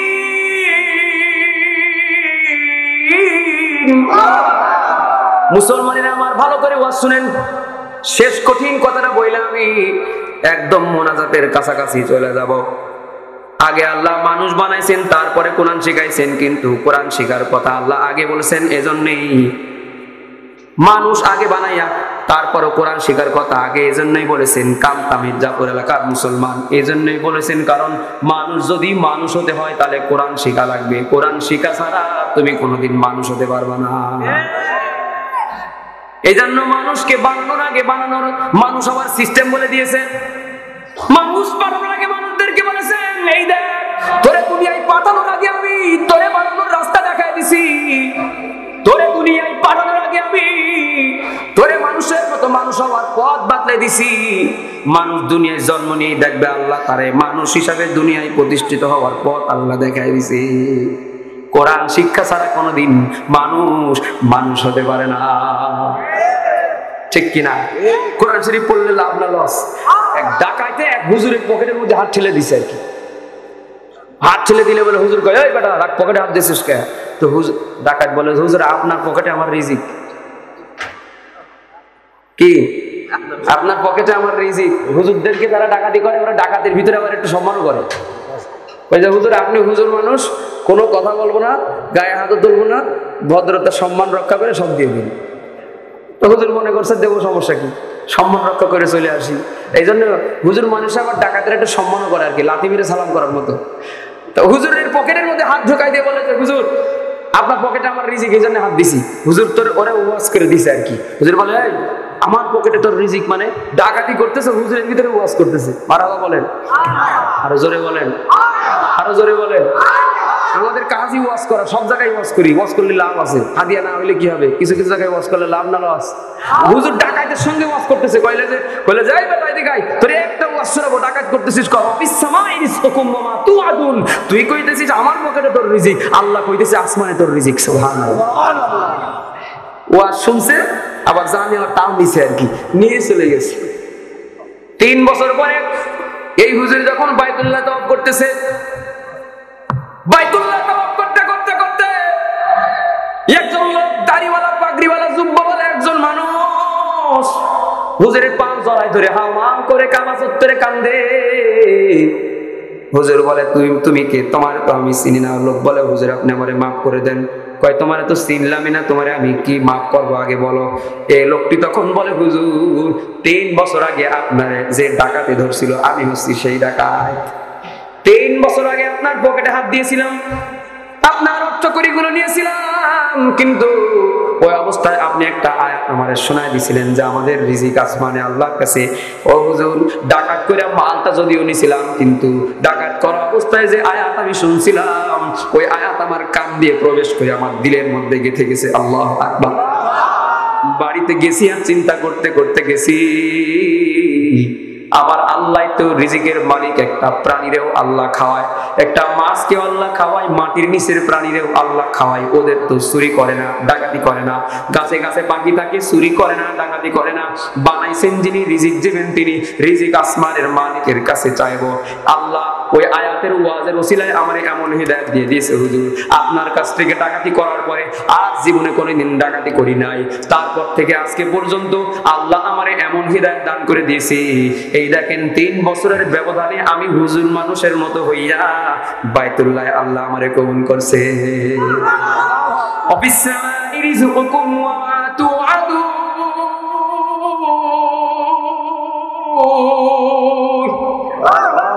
বলেন তো কোরআন শরীফ পড়লে লাভ না লস? কোরআন শরীফ যে নিজে পড়ে সেও মানুষ হয়, আরেকজনরে পড়ে শোনায় সেও মানুষ হয়, ঠিক কিনা বলেন? আল্লাহ মানুষ বানাইছেন, কোরআন শিখাইছেন, কিন্তু এই কথা না বইলা আগে বলছেন কোরআন শিখাইছেন, মানুষ বানাইছেন। আমাদের বাংলাদেশের একজন কবি ছিল, নাম তার শামসুর রহমান। নাম কি আপনারা শুনছেন? হ্যাঁ না, আমি এই জন্যই কই যে রেহমান কই, যার বলে ভালো অর্থই হবে, একাত দিয়ে কব শামসুর রহমান আর কি। বাপ মায়ের নাম রাখছিল ভালো, কিন্তু কাম করে ফেলেছে খারাপ। এই লোকটি বলেছিল মসজিদের আযান যখন শুনি তখন আমার মনে হয় বেশ্যাতার খদ্দের ডাকতেছে। এই লোকটি যখন এই কথা বলেছে, তার কথার জবাব আমরা করেছিলাম, কিন্তু আমাদের বুঝতে বাকি নাই যে মানুষ হয়ে দুনিয়ায় আল্লাহ পাঠাইছে, কিন্তু মানুষ হওয়ার বিদ্যার দেখা পাই নাই, ঠিক কিনা? এই জন্য আযানের মধ্যে একটা পবিত্র আওয়াজ শুনে ওদের এত খারাপ জায়গার কথা মনে হয়। যেই পাত্রে থাকে যায় ওই পাত্র কাজ করলে পড়ে তা। তুমি শামসুর রহমান, আযানের মধ্যে এত পবিত্র আওয়াজ শুনে তোমার ওই জঘন্য জায়গার কথা কেন মনে পড়ছে আমাদের বুঝতে বাকি নাই। তুমি নিয়মিত ও জায়গায় যাতায়াত করার লোক। নাসা গবেষকরা যখন প্রথমবারের মতো চাঁদের দেশে গেল, চাঁদের দেশে গিয়া প্রথমবারের মতো ল্যান্ড করার সঙ্গে সঙ্গে বিশাল একটা আওয়াজ আসতেছে কোথার থেকে জানি। রেকর্ডিং করার মেশিন বের করে রেকর্ড করতেছে, রেকর্ডিং করা মেশিন গুলা বের করে রেকর্ড করে চাঁদের দেশ থেকে যখন বিজ্ঞানীরা ওইগুলো নিয়ে আবার জমিনের মধ্যে ল্যান্ড করছে, এলাকায় এসে মানুষদেরকে ডাকা আওয়াজ শুনে বলে ও জায়গা থেকে এই আওয়াজ রেকর্ডিং করে নিয়ে আসছি, আবার একটু শোনায় দাও তো এই আওয়াজটার উৎস কোথায়। সবাই বলে আসেন এই আওয়াজের উৎস খুঁজা দিয়ে যাই। এই মসজিদের মতো কোন একটা মসজিদের পাশে নিয়ে বিজ্ঞানীদের ফজরের আজানের আগে দাঁড় করায় দিয়ে বলে এই জায়গায় দাঁড়ায় থাকো, তাইলে তোমার ওই আওয়াজের উৎস খুঁজা পাবা। মসজিদের পাশে দাঁড় করায় দিছি। ফজরের আজান যখন হয়ে গেছে, মুয়াজ্জিন এবার মিনারায় দাঁড়াইয়া আল্লাহর নামের আওয়াজের ধ্বনি যখন শুরু করে দিল, আল্লাহু আকবার, আল্লাহু আকবার বলেন সবাই, আল্লাহু আকবার, আল্লাহু আকবার, আরো জোরে বলেন আল্লাহু আকবার, আল্লাহু আকবার। মুয়াজ্জিন যখন আযান দিয়ে দিল, বিজ্ঞানী এবার কান থেকে রেকর্ড করে আওয়াজগুলো প্লে করে আর এই আওয়াজ মিলে দেখে ওই আওয়াজ আর এই আওয়াজের মধ্যে কোনো মিল না, কোনো অমিল নাই, কোনো পার্থক্য নাই। আযান শেষ হইলে এই লোকটা বিজ্ঞানীটা মানুষদের ডাক দিয়ে বলে চাঁদের দেশ গবেষণা করতে গিয়া এই মসজিদের থেকে মুয়াজ্জিন যে আওয়াজগুলো করেছে এটাকে যদি আযান বলে, এই আযানের আওয়াজ চাঁদের দেশে গিয়া আমি শুধু শুনেছি তাই নয়, লক্ষ লক্ষ কোটি কোটি কণ্ঠের আওয়াজ প্রত্যেক দিন 5 বার আমি ও জায়গা থেকে শুনে আসছি। কামটা মির্জাপুর এলাকার মুসলমানের যে নাস্তিক মুরতাদ বিজ্ঞানীদেরকে বলবো, তোমাদের তো চাঁদের দেশ পর্যন্ত যাওয়ার ক্ষমতা ছিল বলে ও জায়গায় গিয়েছো, কিন্তু ও জায়গায় যে ট্যাগ পাইছো এর উপরে তো যাওয়ার ক্ষমতা নাই। সবে মেয়েরাজ সামনে আসতেছে, মেয়েরাজের রজনীতে আমার নবী আল্লাহ তাআলা নবীকে উঠায় ডাইরেক্ট তার কুদরতের সামনে আসে আজিম পর্যন্ত নিয়ে গেছিল। সুবহানাল্লাহ। আমার নবীর মতো আসে আজিম পর্যন্ত যদি তোদের কারোর যাওয়ার ক্ষমতা থাকতো, তাইলে ও জায়গায় গিয়েও তুমি বাংলাদেশের এই ভাঙা ভাঙা মাইকের কম বয়সী বুড়া বয়সী মুয়াজ্জিনদের কম কণ্ঠের আযানের আওয়াজগুলো আসে আজিম পর্যন্ত আল্লাহর কাছে পৌঁছে যায়, যাইতে পারলে ও জায়গা থেকে ওই আওয়াজগুলো তোমরা শুনে আসতা। আল্লাহর নামে এই মসজিদের মুয়াজ্জিনের আযানের আওয়াজগুলো শুনে আল্লাহ তাআলা সূর্যকে বলেন উদিত হও, চন্দ্রকে বলেন উদিত হও। আল্লাহর নামের এই আওয়াজ যতদিন থাকবে দুনিয়ার অস্তিত্ব টিকে থাকবে। আল্লাহ বলে ডাকার মতো একজন মানুষ যেদিন থাকবে না, আল্লাহ ইসরাফিলকে বলে দিবেন ফুৎকার দাও, দুনিয়া ধ্বংস হয়ে যাবে। দুনিয়ার নাস্তিক মুরতাদদের বলবো আল্লাহর নামের বিরোধিতা করো, আল্লাহর সঙ্গে শত্রুতা করো, নেমো খারামি করবা না, কারণ এই আল্লাহর নাম নেওয়া মানুষের ওসিলায় আসমান জমিন অক্সিজেন গুলো টিকে আছে। এই জন্য যাদের ওসিলায় খেয়ে পড়ে বেঁচে আছো তাদের সঙ্গে বেয়াদবি করবা না। সাত সকালে মসজিদেতে দিলে রে আজান, ঘুমের ক্ষতি বলছে কবি শামসুর রহমান। সাত সকালে মসজিদেতে দিলে রে আজান, ঘুমের ক্ষতি বলছে কবি শামসুর রহমান। মুসলমানি দাবি করে নামাজ রোজা নাই, মুসলমানি দাবি করে নামাজ রোজা নাই। নাস্তিক মুরতাদ মুক্ত বাংলাদেশটা চায়, নাস্তিক মুরতাদ মুক্ত বাংলাদেশটা চায়, ঠিক কিনা? আল্লাহ তাআলা এসে গাইতেছি, আল্লাহ তাআলা জান্নাতের মধ্যে জান্নাতীদেরকে এক জায়গায় কইরা বলবেন যে ওয়াদা যা ছিল সব কি পাইছো? পেয়ে থাকলে বলো। তো সব জান্নাতীরা বলবে আল্লাহ শুধু এই জান্নাতি হতে চান সবাই? দেখা কারা জান্নাতি? যারা দেরি করে হাত উঠাইছে, যারা দেরি করে হাত উঠাইছে আল্লাহ দেখেনি? হাত নামান, সানসার একবার দেব, হাত নামান। জান্নাতীদেরকে আল্লাহ জিজ্ঞাসা করবে, ও জান্নাতীরা, জান্নাত দেওয়ার পরে আর কি বুঝে দেওয়ার পরে বলবে তোমরা যা প্রতিশ্রুতি দেওয়া হয়েছিল সব কি পাইছো? জান্নাতীরা কি বলবে শুনেন, ওই জায়গায় তো আপনার একটু উত্তরটা দেওয়া লাগবে। কি আমরা জান্নাতি না? ওই জায়গায় আমাদের উত্তর দেওয়া লাগবে না? মুখস্থ না করলেও দিতে পারবেন, তারপরে বলে দিতেছি আর কি। ওই জায়গায় জান্নাতীরা বলবে আল্লাহ যা পাওয়ার কথা ছিল, আপনার দেওয়ার কথা ছিল আমাদের, শুধু তাই পাইছি তাই না, 97 গুণ বেশি পাইছি। দেখছেন সুবহানাল্লাহ, কি আসতে কইলো? কি করে আল্লাহ আপনার জান্নাত দেবে? আরে 100 ভোট দিয়ে বলেন সুবহানাল্লাহ, কয় গুণ বেশি পাইছে? দেখছেন কইতে পারলো না, কয় গুণ, কয় গুণ। আল্লাহ বলবেন যে হে জান্নাতীরা, তাইলে তো যাই হোক, যা পাওয়ার ছিল 97 গুণ বেশি পাইছো, তাহলে তো আর তো কিছু চা পাওয়ার নেই। এবার কি ছুটি তো অন্য কাজে মনে কয় যে জান্নাতীরা কয় যে আল্লাহ দাঁড়ান, আমরা আরো কিছু চা পাওয়া আছে কিনা একটু হিসাব করে কই, আগের থেকে আপনি আমাদের এই মানে দাবি দাবার ক্লোজ করে দিয়েন না। যদিও 97 গুণ বেশি পাইছি, যেহেতু অপশন একটা দিচ্ছেন আরো কিছু চাওয়ার আছে কিনা, অপশনটা কতটুকু কাজে লাগাবো। আর জান্নাতি মানুষরা মনে করতেছে যে কি কব, এখন সুযোগ তো পাইলাম, চাবোটা কি? আরে যা চাবো তা তো পাইছি, 97 গুণ বেশি পাইছি, আর চাবেটা কি খুঁজে পাইতেছে না কি। এজন্য এবার জান্নাতীদেরকে আল্লাহ নিজেই বলে দেবে, কিরে নেতা কই তোদের নেতা? আরে ভোটের নেতা না মিয়া, আলেম নেতা কই? সেই আলেমদের কাছে খুঁজে প্রশ্ন কর, আলেমরা তোদেরকে দিশা বলে দিবে এখন কি চাওয়া উপযুক্ত। আল্লাহু আকবার বলেন। জান্নাতীর এবার আলেমদের খোঁজ দিয়ে বলবে, হুজুর একটু বলে দেন না, আল্লাহ এই প্রশ্ন করছে জবাবে কি লাগবে? আলেমরা বলবে এর জবাব তো আল্লাহ দুনিয়ায় আলেমদেরকে শিখায় দিছে। সুবহানাল্লাহ। সাধারণ মানুষ জান্নাতীরা মনে করতেছে যা চাওয়া তার থেকে 97 গুণ বেশি পাইছে, আবার কি চাবে আল্লাহই জানে। ইয়ে তো কি লাগে। আলেমরা বলে আল্লাহ, আলেমরা বলে মানুষদেরকে শিখায় দেয় আল্লাহর কাছে বলো আল্লাহ কোরআন আপনি নাজিল করেছেন সারা জীবন মানুষের কণ্ঠে, আপনার বান্দাদের কণ্ঠে কোরআন শুনছি, আজকে যিনি কোরআন নাজিল করেছেন তার কণ্ঠে আমরা কোরআন শুনতে চাই। মজলিস একটা কায়েম হয়ে যাবে, দাবি কবুল। আল্লাহ নিজেই সভাপতি। আল্লাহু আকবার বলেন। আল্লাহর নবী প্রধান অতিথি, মারহাবা বলেন। বিশেষ অতিথি হযরত দাউদ আলাইহিস সালাম। সুবহানাল্লাহ বলেন। এরা কেউ খুশি না মনে হইতেছে? খুশি? জোরে একটা আল্লাহু আকবার বলেন।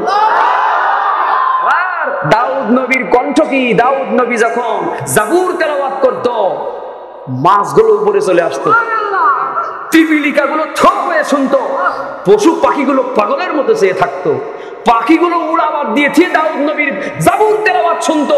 ক্ষুধায় মইরা যাইতেছে কিন্তু ক্ষুধার কথা মনে নাই। দাউদ নবীর তেলাওয়াত শুনতে শুনতে শুনতে ক্ষুধা লাগছিল, ক্ষুধার কথা মনে নাই। জাবুর শুনতে শুনতে পাখি মইরা গেছে কিন্তু শোনাবাদ দেয় নাই। আল্লাহ আল্লাহ। তো জাদু মাখা কণ্ঠা। জাবুর ছিল কবিতার মতো ছন্দে ছন্দে নাজিল হওয়া একটা কিতাব। আর দাউদ নবীর কণ্ঠ আল্লাহ দিছিল ওই রকম ছন্দওয়ালা কণ্ঠ। আরে আমার আর কি কণ্ঠ, সলিমুদ্দি কলিমুদ্দি আমরা, আমাদের আর কি কণ্ঠ।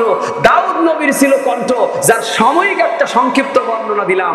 এই বিশেষ অতিথিদেরকে আল্লাহ বলবেন, জাবুর, এই দাউদ তুমি তো সারা জীবন জাবুর তেলাওয়াত করছো, আজকে আমার বান্দাদেরকে কোরআন তেলাওয়াত করে শোনাও। দাউদ নবী যখন জান্নাতি মানুষদেরকে কোরআনুল কারীম তেলাওয়াত করে শোনাবে, এমন একটা কণ্ঠ আল্লাহ দাউদ নবীর দান করবে, কামকামিতাপুর এলাকার মুসলমানের কেমনে বুঝাইলে বুঝবেন জানি না। দাউদ নবী যখন কোরআন থেকে তেলাওয়াত করবেন, এক দাউদ নবী তেলাওয়াত করবেন, কিন্তু 70 রকমের কণ্ঠ তার মুখ থেকে বের হবে।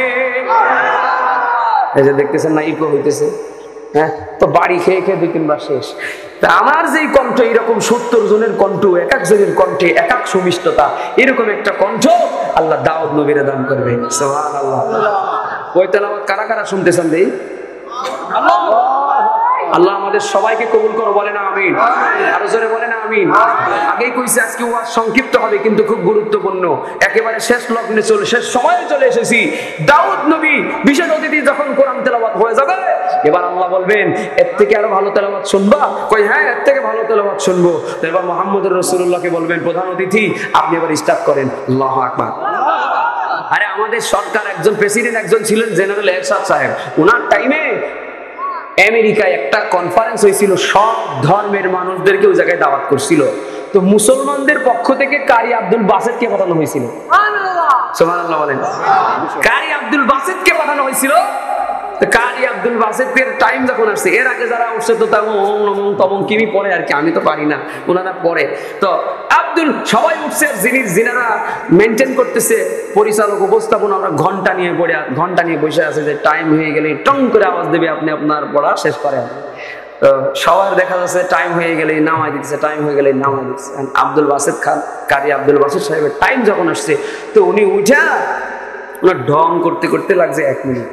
আরে কারি সাহেবদের ভাব সাব দেখেন না, বৈশালী খানিক ভাব আনবে আর কি, ভিতরে একটা ভাব আনবে আর কি, ভিতরে ভাবটা বানবে, তারপরে কানে আঙ্গুল দেবে, মনে হবে যে বিরাট একটা টান মারবে, কিন্তু না, মেরে দিছে আস্তে।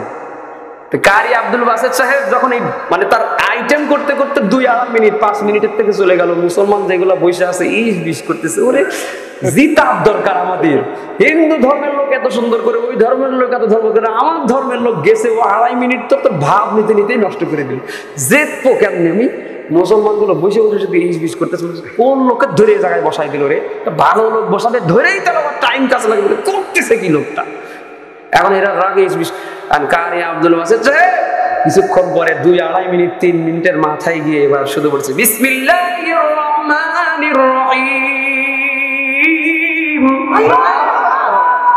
আবার যে নাম্বারিং করার জন্য কলম ধরেছিল, ও কলমটা রেখে মনে করছে রাখলাম, কি কলম অলরেডি রাখা হয়ে গেছে। ঘন্টা সুইচ ওলার ঘন্টা সুইচ বাদ দিয়ে ভালো করে বসে আছে। আল্লাহু আকবার বলে। মানে বোঝা গেল যে ওর ঘন্টা দেওয়ার কথা এক বিসমিল্লাহ দিয়ে ভুলে গেছে, কলমের নাম্বার দেওয়ার ব্যক্তির নাম্বার দেওয়ার কথা ভুলে গেছে, কিন্তু কলম রাখা সারা। আল্লাহু আকবার বলেন।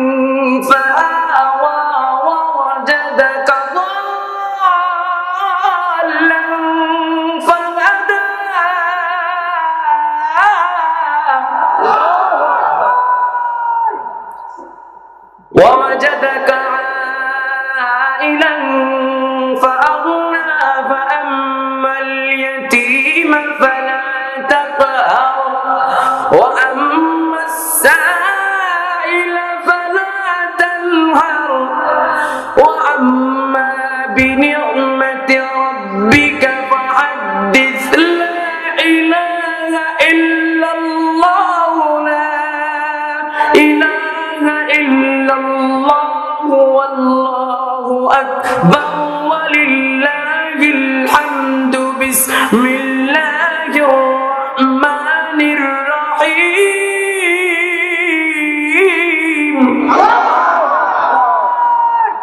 আরে কি 5 মিনিট 1 ঘন্টা হয়ে গেছে, ততক্ষণ সময় দিছিল কতটুকু? কখন 1 ঘন্টা পার হয়ে গেছে, পরিচালকেরও ঠিক নেই, দর্শকদের কোনো মাথায় কাজ করেনি। আল্লাহু আকবার। 1 ঘন্টা পার হয়ে গেছে, ঘন্টার পর ঘন্টা পার হয়ে যায়। কারি আব্দুল বাসিত যখন বলে দিলেন সাদাকাল্লাহুল মাওলানাল আযীম, সাদাকাল্লাহ যখন পড়ে দিল, আমরা যখন ওয়াজ করি শেষে দেখেন অলরেডি 3টা আমার কাছে চলে আসছে, 3টা গজল গাইতে কইছে। তা আমরা ওয়াজ যদি গজল না আগে যাই তাহলে মোনাজাত তাড়াহুড়ো করে দিল, কয় হুজুর মোনাজাত বাদ দেন, আগে গজল গান দাঁড়ায় যায়। হ্যাঁ, যুবকরা দাঁড়ায় বলে যে হুজুর ওই গজল গান, তো আচ্ছা ওইটা পরে উদাহরণ দিতেছি আর কি। কারি আব্দুল বাসিত যখন তেলাওয়াত থামায় দিছে, ওইরকম সামনের যুবক, অসংখ্য যুবক ওই জায়গায় দাঁড়ায় গেছে, দাঁড়ায় বলে থামেন গো, কি তেলাওয়াত করলেন, কি পড়লেন জানি না, কিন্তু যা পড়লেন তাতে আমরা নিজেদের হিতাহিত জ্ঞান হারায় ফেলছি, আমরা হারায় গেছি, আমরা আর আমি নাই। আমাদের 5 মিনিট আপনি পড়লেন কেন, আরো কয়েক মিনিট আপনি পড়েন। কারি আব্দুল বাসিত বলে আমি 5 মিনিট পড়ছি না, কয় মিনিট পড়ছি, ঘড়ির দিকে একটু তাকায় দেখো। আল্লাহু আকবার বলেন। তখন ঘন্টাওয়ালা ঘড়ির দিকে তাকায় দেখে সর্বনাশ, আমার চাকরি থাকবে তো। 5 মিনিট টাইম দেওয়ার কথা ছিল, ঘন্টা পার হয়ে গেল, কিন্তু এর নামতে দেয় না। সামনের লোকদের অনুরোধে কারি আব্দুল বাসিত আবার পড়া শুরু করে দিল। কোরআন যত পড়বে মানুষের মন ভরবে না। জায়গায় দাঁড়াইয়া শত শত মানুষ কোরআন তেলাওয়াত করে, কোনো দাওয়াত লাগে নাই, কোরআন তেলাওয়াত শুনা ইসলাম গ্রহণ করে ফেলেছে। ওয়াইদা তুলিয়াত আলাইহিম আয়াতুহু যাদাতহুম ঈমানা।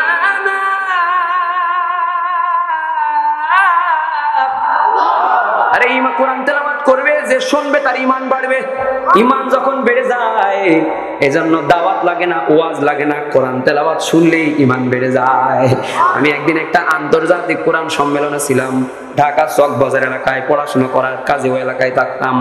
আন্তর্জাতিক একটা কোরআন তেলাওয়াতের সম্মেলন, বিদেশি কারিরা দেখেন না ভাবসাব নিয়ে যেভাবে সামনে বসে আছি তেলাওয়াত শুনবো, আমরা মনে করতেছি আমরা মাদ্রাসার ছাত্ররা নাই, কোরআন হাদিসের অর্থ আল্লাহ দিলে কিছুটা হইলেও বুঝি, কিন্তু সাধারণ জনগণেরা কোরআন শরীফের অর্থ বোঝে না। মাগরিবের থেকে রাত 12টা পর্যন্ত কোরআন তেলাওয়াত হবে, লোক থাকবে তো এই চিন্তা করতেছি আমরা বসে বসে, ছাত্র তখন, লোক থাকবে না চলে যাবে এই চিন্তা করতেছি।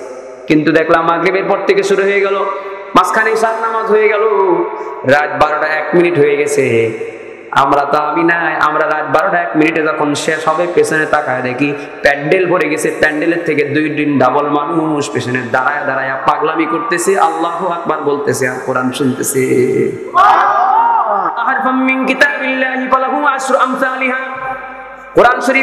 কোরআন শরীফ যে পড়বে আমলনামায় কমপক্ষে 10 নেকি হবে, আর কোরআন শরীফ যে শুনবে তার ঈমান আল্লাহ তাআলা বাড়ায় দেবে।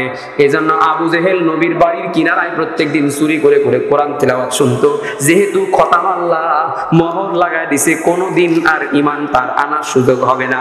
এজন্য ঈমান আনে নাই, কিন্তু কোরআন তেলাওয়াত শুনলে যে একটা শান্তি অনুভব হয়, এই মজা নেওয়ার জন্য নবীর দরজার কিনারায় ঘরের পেছনে দাঁড়ায়া দাঁড়ায়া কোরআন তেলাওয়াত শুনতো, ঠিক কিনা? কামতা মির্জাপুর এলাকার মুসলমান বয়ানের শেষ লগ্নে চলে আসলাম। কারি আব্দুল বাসিতের তেলাওয়াতের যদি এরকম পাওয়ার হয়, কারি আব্দুল বাসিতের তেলাওয়াতের যদি এমন পাওয়ার হয়, তাইলে জান্নাতের মধ্যে আমার নবীর যখন আল্লাহ বলবেন তেলাওয়াত করা শুরু করে দেন, এবার আমার নবী এবার কোরআন শরীফ তেলাওয়াত করা শুরু করে দেবে। আজকে যেই সূরা থেকে আমি আলোচনা করলাম, এই সূরাতুর রহমান, ওই দিন নবী জান্নাতের মধ্যে মানুষদেরকে শোনাবে। আর রহমানু আল্লামাল কুরআন খালাকাল ইনসানা আল্লামাহুল বায়ান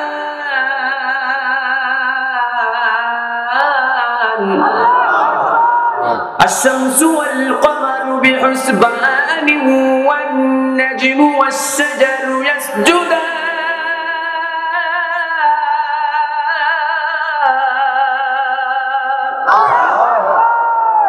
দাউদ নবীর এত কণ্ঠ, এত নাম কাম ছিল, দাউদ নবীর কণ্ঠের এত কারিশমা আপনারা শুনছেন, কিন্তু আমার নবী যখন তেলাওয়াত করলো, দাউদ নবীর থেকে 1000 গুণ সুন্দর কণ্ঠ আমার নবীর হয়ে গেছে। আলহামদুলিল্লাহ, সুবহানাল্লাহ। দাউদ নবীর থেকে 1000 গুণ বেশি সুন্দর কণ্ঠ আমার নবীর হয়ে গেছে। এবার আল্লাহ বলেন, আর এর থেকে ভালো তেলাওয়াত কি শুনবা নাকি? জান্নাতীরা বলে ওইটা শোনার জন্যই তো বসে আছি। আল্লাহু আকবার। জান্নাতীদেরকে আল্লাহ বলেন ওইটা শোনার জন্যই তো বসে আছি। আল্লাহ তাআলা বলবেন আনার রহমান, তোমরা যে রহমানের কথা দুনিয়ায় শুনছো না দেখে আমারে বিশ্বাস করছো, আমি হচ্ছি সেই আল্লাহ। এই জন্য আল্লাহ তাআলা রহমানের শব্দটা আনা বসায় বলবে আমি হচ্ছি সেই রহমান। জান্নাতি মানুষেরা জান্নাতে গিয়া ডাইরেক্ট দেখবি এটা হচ্ছে সেই রহমান। যেই রহমানুর রহিমকে না দেখেই বিশ্বাস করেছি, যেই রহমানুর রহিমের প্রেম ভালোবাসা অন্তরে নিয়া ঠান্ডা পানি দ্বারা ওযু কইরা ফজরের নামাজে দাঁড়ায়া যাইতাম, যেই রহমানুর রহিমের সঙ্গে প্রেম করতে গিয়ে আমি দুনিয়ার মানুষদের কাছে লাঞ্ছনার শিকার হইছি, যেই রহমানুর রহিমের সঙ্গে প্রেম করতে গিয়ে আমি দুনিয়ায় কত কষ্ট সহ্য করছি, আজকে জান্নাতে এসে সেই রহমানুর রহিম বলবে আর রহমান আল্লামাল কোরআন। আল্লাহ যখন রহমান সূরা তেলাওয়াত করে জান্নাতি মানুষদের শোনায় দিবে, জান্নাতি মানুষেরা সূরা রহমান শুনবে, কোরআন তেলাওয়াত চলতেই থাকবে চলতেই থাকবে চলতেই থাকবে, ঘন্টার পর ঘন্টা কেটে যাবে, মানুষেরা পাগলের মতো হয়ে যাবে, বেহুশের মতো হয়ে যাবে, আর বলবে আরো চলবে আরো চলবে আরো চলবে, ওয়ান মোর চলতেই থাকবে চলতেই থাকবে। কিন্তু এবার হুর জ্ঞানমানরা আল্লাহর কাছে দরখাস্ত করে বলে আল্লাহ আমাদের স্বামীদেরকে আপনি কোরআন তেলাওয়াত শোনায় মগ্ন রাখতেছেন, আমরা যে সাইজা গুইজা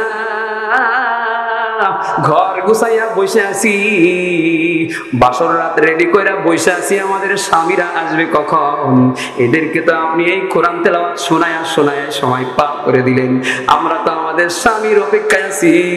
আল্লাহ দয়া করে তেলাওয়াতটা শেষ করেন, আমাদের স্বামীদেরকে আমরা একান্তে পেতে চাই। আল্লাহু আকবার। আল্লাহ তাআলা কোরআন তেলাওয়াত শেষ করে দিবেন, জান্নাতীরা নিজস্ব ভিআইপি বাহনে চড়ে তখন যার যার রুমে চলে যাইবে।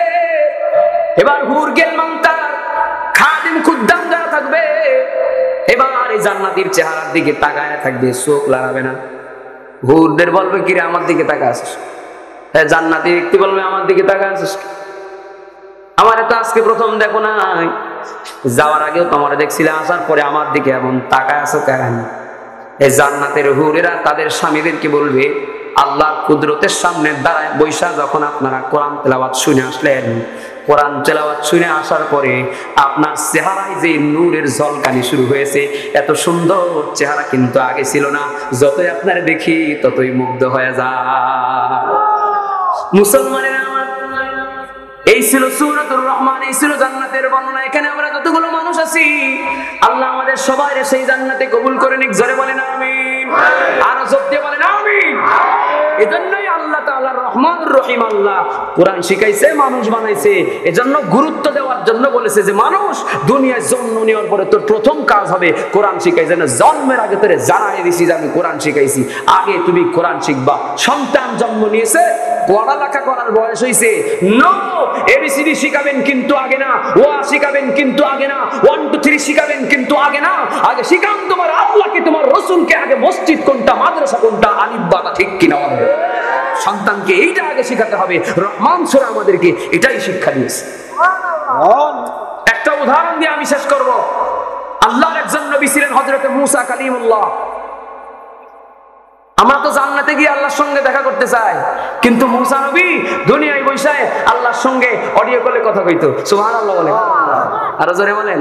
তুমি মুসার সঙ্গে কইলা কথা, মুসার সঙ্গে কইলা কথা, তোর পাহাড়ে নিয়া, আর কত কাল কাঁদবো মাবুদ তোমার দিদার পানে চাইয়া, আশায় আশায় জনম গেল খোদা না চাইলা ফিরিয়া, আর কত কাল কাঁদবো মাবুদ তোমার দিদার পানে চাইয়া। আল্লাহু আকবার বলেন। কামতা মির্জাপুর এলাকার মুসলমান মুসা নবী কবরের পাশ দিয়ে হেঁটে যায়, অন্তরের চোখ দিয়ে দেখে কবরের মধ্যে আযাব হইতেছে। আল্লাহু আকবার বলেন। একজন নবী কবরের আযাব হইতেছে দেখার ক্ষমতা থাকতে পারে কিনা? তো কিছুক্ষণ পরে মুসা নবী আবার ওই পথে রিটার্ন আসতেছে, দেখে যে এই কবরে একটু আগে আযাব হইতেছিল সেই কবরে আর আযাব হয় না। সুবহানাল্লাহ বলো না। এই গ্রামে গোরস্থান আছে না নাই? কবর কোনটা? এই যে সামনে এই মাটির নিচে কত মানুষ ঘুমায় আছে, এখানে আল্লাহর কোরআনের প্রতিষ্ঠান আছে, এরা তেলাওয়াত করে, আর ওদের কবরের মাকাম আল্লাহ, জান্নাতের মাকাম আল্লাহ বাড়ায় দেয়। তেলাওয়াতের সওয়াব ডাইরেক্ট কবর পর্যন্ত চলে যায়, ঠিক কিনা? মাটির উপরে কোরআন তেলাওয়াত যেখানে হয় সেখানে মাটির নিচেই মানুষদের মর্যাদা আল্লাহ বাড়ায় দেয়। মুসা নবী কবরের পাশ দিয়ে হেঁটে আসতেছে, দেখে একটু আগে আযাব হইতেছিল, সেই কবরে আর আযাব নাই। মুসা নবী এবার ওই লোকটারে অডিও কল লাগায় বলে, একটু আগে তোমার কবরে আযাব হইতেছিল, এখন কেন আযাব হয় না? আপনারা বলেন তো, মুসা নবীর অডিও কল দিতে গেলে কি আমার মতো এরকম অ্যান্ড্রয়েড মোবাইল লাগবে না? হ্যাঁ, মুসা নবী এবার কল লাগাই দিছে। এই লোকটা তখন বলে, ও নবী মুসা, আজকে থেকে 6 বছর আগে আমি দুনিয়ার থেকে বিদায় নিয়ে অন্ধকার কবরে চলে আসছি। কয় বছর? 6 বছর আগে আমি ময়রা কবরে চলে আসছি। মারা যাওয়ার টাইমে স্ত্রীর ওসিয়ত করে আসছিলাম, স্ত্রী দুনিয়ায় আমি কোনো ভালো আমল করতে পারি নাই, আমি মরতে দেরি হফরাতুম মিন হুফারিন্না, জাহান্নামের টুকরা একটা কত একটা কবর হইতে আমার দেরি হবে না, কোনো ভালো আমল নাই। বিবি গো, শেষ একটা ওসিয়ত তোমার কাছে কইরা যায়, তোমার গর্ভের মধ্যে আমার যে কলিজার টুকরা সন্তান আছে, এই 6 মাসের সন্তান দুনিয়ায় যখন 10 মাস 10 দিন হয়ে গেলে আসবে, আমার সন্তানটা বড় হইলে আমার সন্তানটার একটু আল্লাহর কালাম শিখাও। আমার সন্তানটারে বইলো আল্লাহর কালাম বইরা বাবার কবরের কিনারায় দাঁড়াইয়া একটু দোয়া যেন কইরা করে, বাবার কবরের কিনারায় দাঁড়াইয়া আল্লাহর কালাম পড়া যদি আমার সন্তান দোয়া করে, তাহলে আবার মন বলে আমার কবরের আযাব আমার আল্লাহ মাফ করে দিবে। এই লোকটি তখন বলে, ও নবী মুসা, গতকালকে আমার সন্তান প্রাপ্তবয়স্ক যখন 5-6 বছর বয়স হয়েছে, আমার স্ত্রী সন্তানটারে কোলে করে নিয়ে মক্তবে গিয়েছে। প্রথম দিন ক্লাস করার পরে সন্তানটারে কোলে করে নিয়ে আমার সন্তানটারে কোলে করে নিয়ে আমার স্ত্রী গোরস্থানে আমার কবরের কিনারায় মাথার গোড়ায় দাঁড় করা দিয়ে ওর মা করে বলে, এই যে তোমার বাবার কবর, সারা জীবন বাবা বাবা বলে তুমি আমার কাছে বাবা খুঁজেছো, কিন্তু আমি তোমার একটা বাবা দিতে পারে নাই। যে সন্তান দুনিয়ায় আসার পরে ছোট বয়সে অথবা দুনিয়ায় আসার আগে নিজের বাবা হারাইছে, এ সন্তান জানে একটা বাবা হাজির দুনিয়া কত কত কঠিন। এই জন্য আমার কলিজার টুকরা মুসলমানেরা, আমার এই সন্তান যখন বাবার কবরের কিনারায় দাঁড়াইয়া পরিচয় পাইছে যে এটা আমার বাবার কবর, নাবালেক সন্তান মায়ের কথা অনুযায়ী 2 হাত উঠাইয়া বাবার জন্য আর কি দোয়া করবে, দোয়া কি জিনিস তাও বোঝে না। মা বলে যেটা শিখে আসছো শুধু ওইটাই পড়ো। আমার আগের বক্তা যে বিসমিল্লাহর আমল শিখাইছে, এই বিসমিল্লাহ শুধু আমাদের জামানায় নাই, আল্লাহর নামের আমল শুরু থেকে আসতেছে। তো এই সন্তান প্রথম ক্লাসে বিসমিল্লাহ শিখে আসছে, মায়ের বাবার কবরের কিনারায় দাঁড়াইয়া যে বিসমিল্লাহ শিখে আসছে, বাবার কবরের কিনারায় দাঁড়াইয়া বলে বিসমিল্লাহির রহমানির রহিম, বিসমিল্লাহির রহমানির রহিম, পরম করুণাময় অতি দয়ালু আল্লাহর নামে শুরু করছি, পরম করুণাময় অতি দয়ালু আল্লাহর নামে শুরু করছি। আল্লাহ তাআলা ফেরেশতাদের বলেন, ও ফেরেশতারা, দুনিয়ায় এটা কি ঘটনা ঘটতেছে, একটা নাবালিক নিষ্পাপ সন্তান আমার নাম পড়ে পড়ে বলে আমি নাকি পরম করুণাময়, আমি নাকি অতি দয়ালু। আমি আল্লাহ কেমন পরম করুণাময়, আমি আল্লাহ কেমন দয়ালু যে এখন ওর বাবার কবরে আমি আযাব দিতেছি। তাড়াতাড়ি যাও, ওর বাবার কবরের আযাব আমি মাফ করে দিলাম, জান্নাতে একটা বিছানা বিছায় দাও, ওর বাবার কবরটা জান্নাতের বাগান বানায় দিলাম। সুবহানাল্লাহ।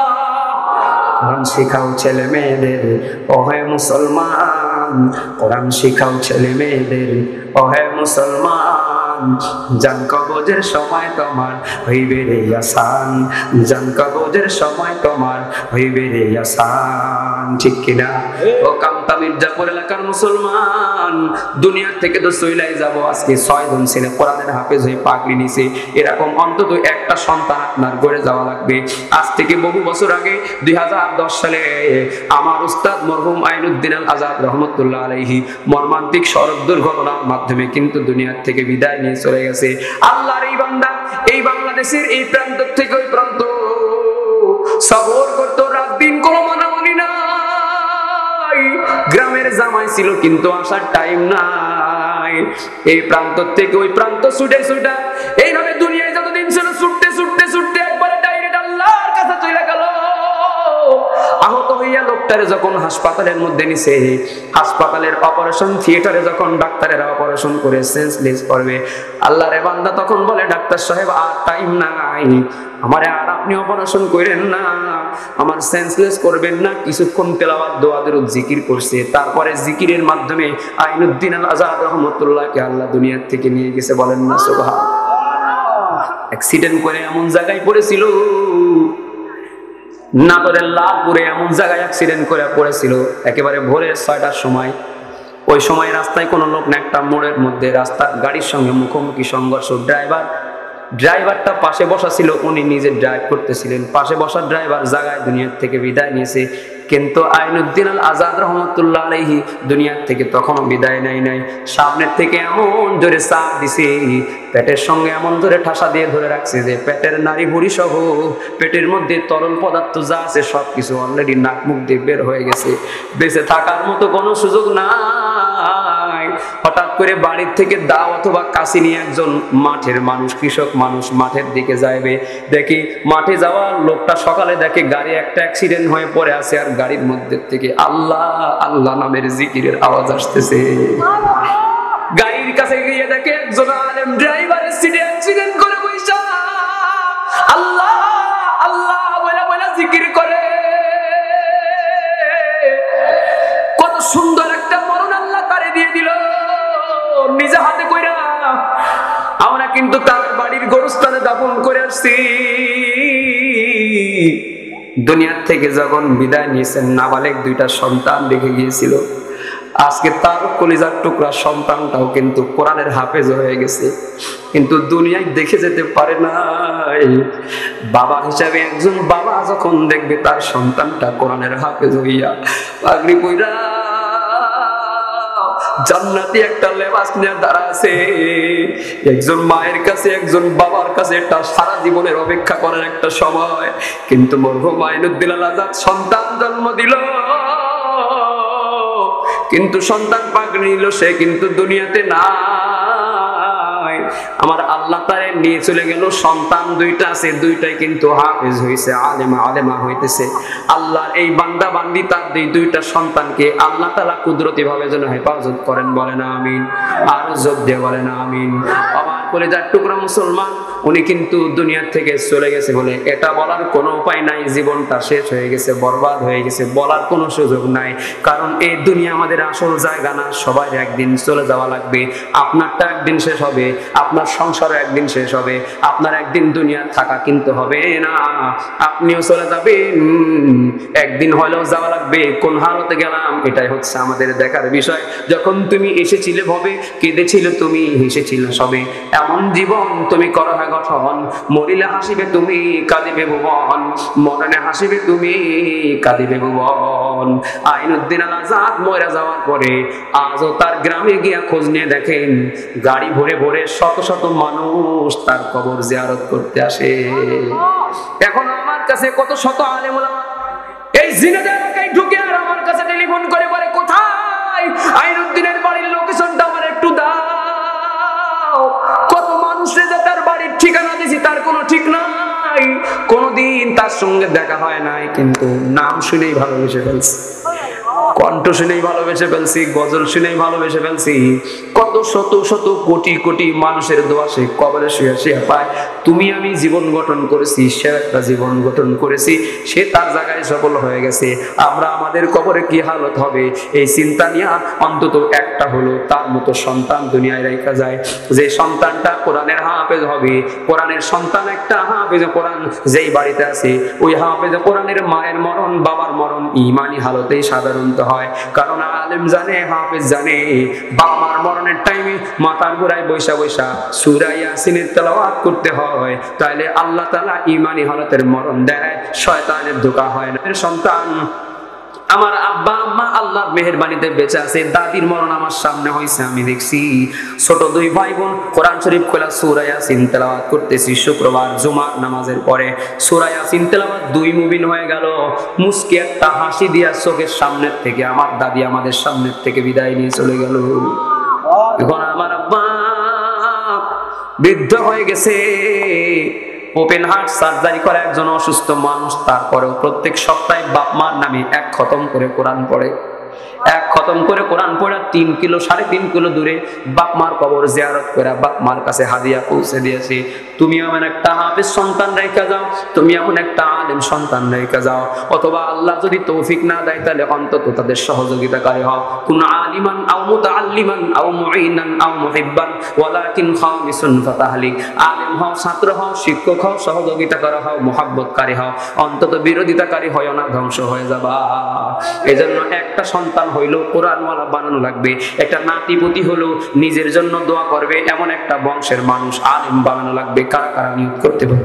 আল্লাহু আকবার, নারায়ে তাকবীর। আল্লাহ আমাদের আমলের তৌফিক দান করুক, বলেন আমিন। কইছে সিরপুর গজলের একটা সিরপুর দিছিল, কোনটা? এইটা 3টা গজল গাইলে অনেক টাইম লাগবে, আমি একটা গাই। এটা লাগছে কি খেলা খেলিবে, সংসার, আর হলো তুমি তো জানো না। মন সব আমার পুরান শ্রোতা বুঝতে পারছি। তো বাড়িওয়ালার তো গাওয়া লাগবে না, লেগেরই দেখছি। ওইটাও গাইতে হবে। শুনেন, এই যে বাড়িওয়ালা, বাড়িওয়ালা আমার নামই হয়ে গেছে বাড়িওয়ালা। হ্যাঁ, আমার অনেক বক্তারা বিভিন্ন জায়গায় দেখালে ও বাড়িওয়ালা ভাই, আমার নাম নাকি বাড়িওয়ালা। আরে বউদের না মানুষ বাড়িওয়ালা করে ডাকে, আমার নামে দিয়ে দিছে বাড়িওয়ালা। এই যে বাংলাদেশে, বাংলাদেশ নয় অন্তত 20 কোটির উপরে অনলাইনে এই গজল মানুষ দেখেছে, মারহাবা বলেন। এবং আমি ছোট্ট একটা মানুষ, কোনো যোগ্যতা আমার নাই, কিন্তু আইনুদ্দিন আলাজাদের মোটরসাইকেলের পেছনে বসার একটা যোগ্যতা আমার ছিল।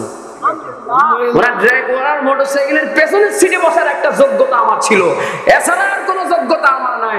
গোটা বিশ্বের অন্তত 20 কোটি মানুষ এই ছোট নগণ্য মানুষটারে চিনে, এবং অন্তত 6 মাস এইভাবে করে প্রত্যেক দিন 1টা 2টা প্রোগ্রামে মানুষ আমারে ডাকে চিনে, শুধু একটা গজলের ওসিলাই।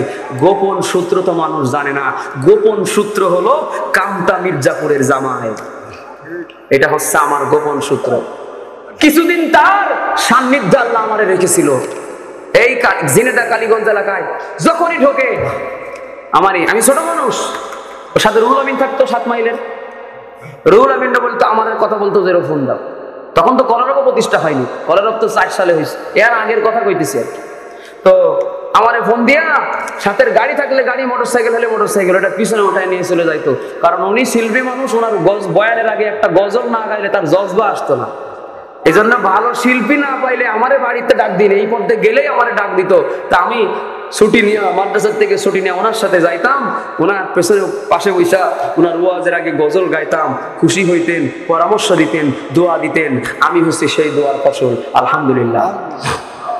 চোখের পলকে তুমি হতে পারো লাশ, চিরতরে বন্ধ হবে তোমার নিঃশ্বাস। চোখের পলকে তুমি হতে পারো লাশ, চিরতরে বন্ধ হবে তোমার নিঃশ্বাস। হবে আলম তোমারি নাম মসজিদের মাইকে, হবে আলম তোমারি নাম মসজিদের মাইকে। বাড়িওয়ালা নাই রে, বাড়ি নাই রে দুনিয়াতে, বাড়িওয়ালা নাই রে, বাড়ি নাই রে দুনিয়াতে, বাড়িওয়ালা নাই রে, বাড়ি নাই রে দুনিয়াতে, বাড়িওয়ালা নাই রে, বাড়ি নাই রে দুনিয়াতে। তোমার ভয়ে থাকতো মানুষ ছিল বাহাদুরি, ভাবনি হয় না তুমি যে রঙিন ঘুড়ি। তোমার ভয়ে থাকতো মানুষ ছিল বাহাদুরি, ভাবনি হয় না তুমি যে রঙিন ঘুড়ি। সুতোয় টান দিলে মালি,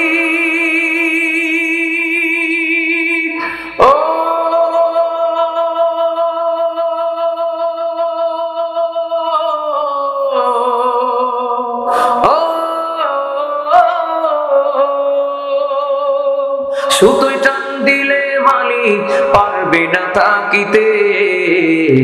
বাড়িওয়ালা নাই রে, বাড়ি নাই রে দুনিয়াতে, বাড়িওয়ালা নাই রে, বাড়ি নাই রে দুনিয়াতে।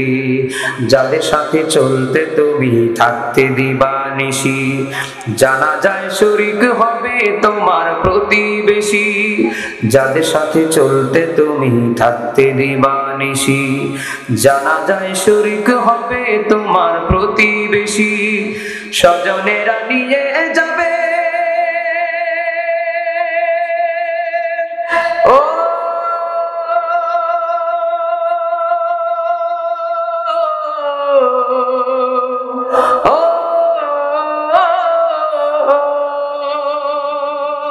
স্বজনেরা নিয়ে যাবে তোমাকে পালকিতে, বাড়িওয়ালা নাই রে বাড়ি নাই রে দুনিয়াতে, বাড়িওয়ালা নাই রে বাড়ি নাই রে দুনিয়াতে, গাড়ি বাড়ি মিল ফ্যাক্টরি টাকার পাহাড়, বিলাসিতায় কেটেছে জনম কত অহংকার, ঠিক কিনা? গাড়ি বাড়ি মিল ফ্যাক্টরি টাকার পাহাড়, বিলাসিতায় কেটেছে জনম কত অহংকার, দামি কাপড় ছেড়ে হবে ও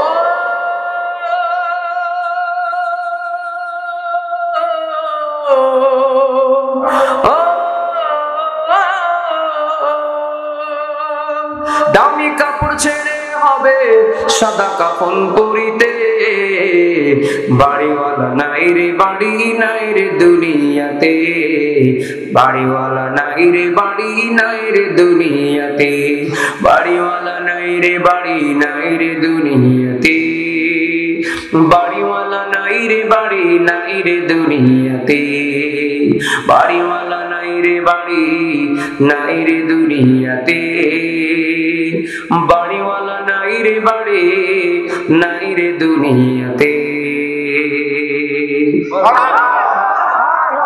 আচ্ছা, কয় তারিখ?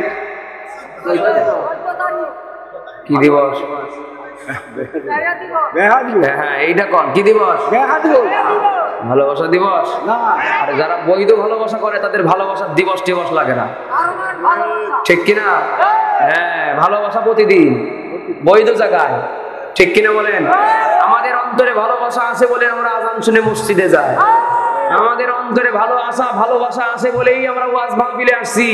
এটা হচ্ছে কোরআনের ভালোবাসা, ওইটা হচ্ছে আল্লাহর নামের ভালোবাসা, ঠিক কিনা বলেন? আমাদের অন্তরে ভালোবাসা আছে বলেই আমরা যখন কোন হাই স্কুল আর প্রাইমারি স্কুলের টিচারের চেয়ারে বসে অথবা কোন নেতার জায়গায় বসে আমার নবী অথবা আমার মা আয়েশা সিদ্দিকাকে নিয়ে কটূক্তি করে, তখন আমরা জানমালের মালা ভুইলা মাথায় কাপড় বেঁধে রাস্তায় নেমে যাই। ভালোবাসা আছে বিধায় বলেন, ঠিক কিনা? আমাদের অন্তরে ভালোবাসা আছে।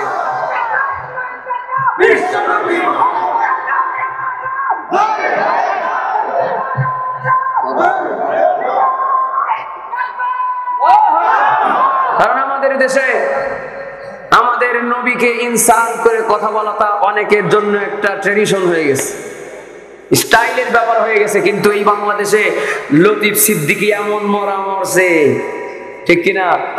ওর নাম গন্ধ নেই, আলু পচে আর কেমন, পান্তা ভাত পচলে, বাথরুম পচলে আর কেমন, তার থেকে বেশি পচা পয়সে গেছে।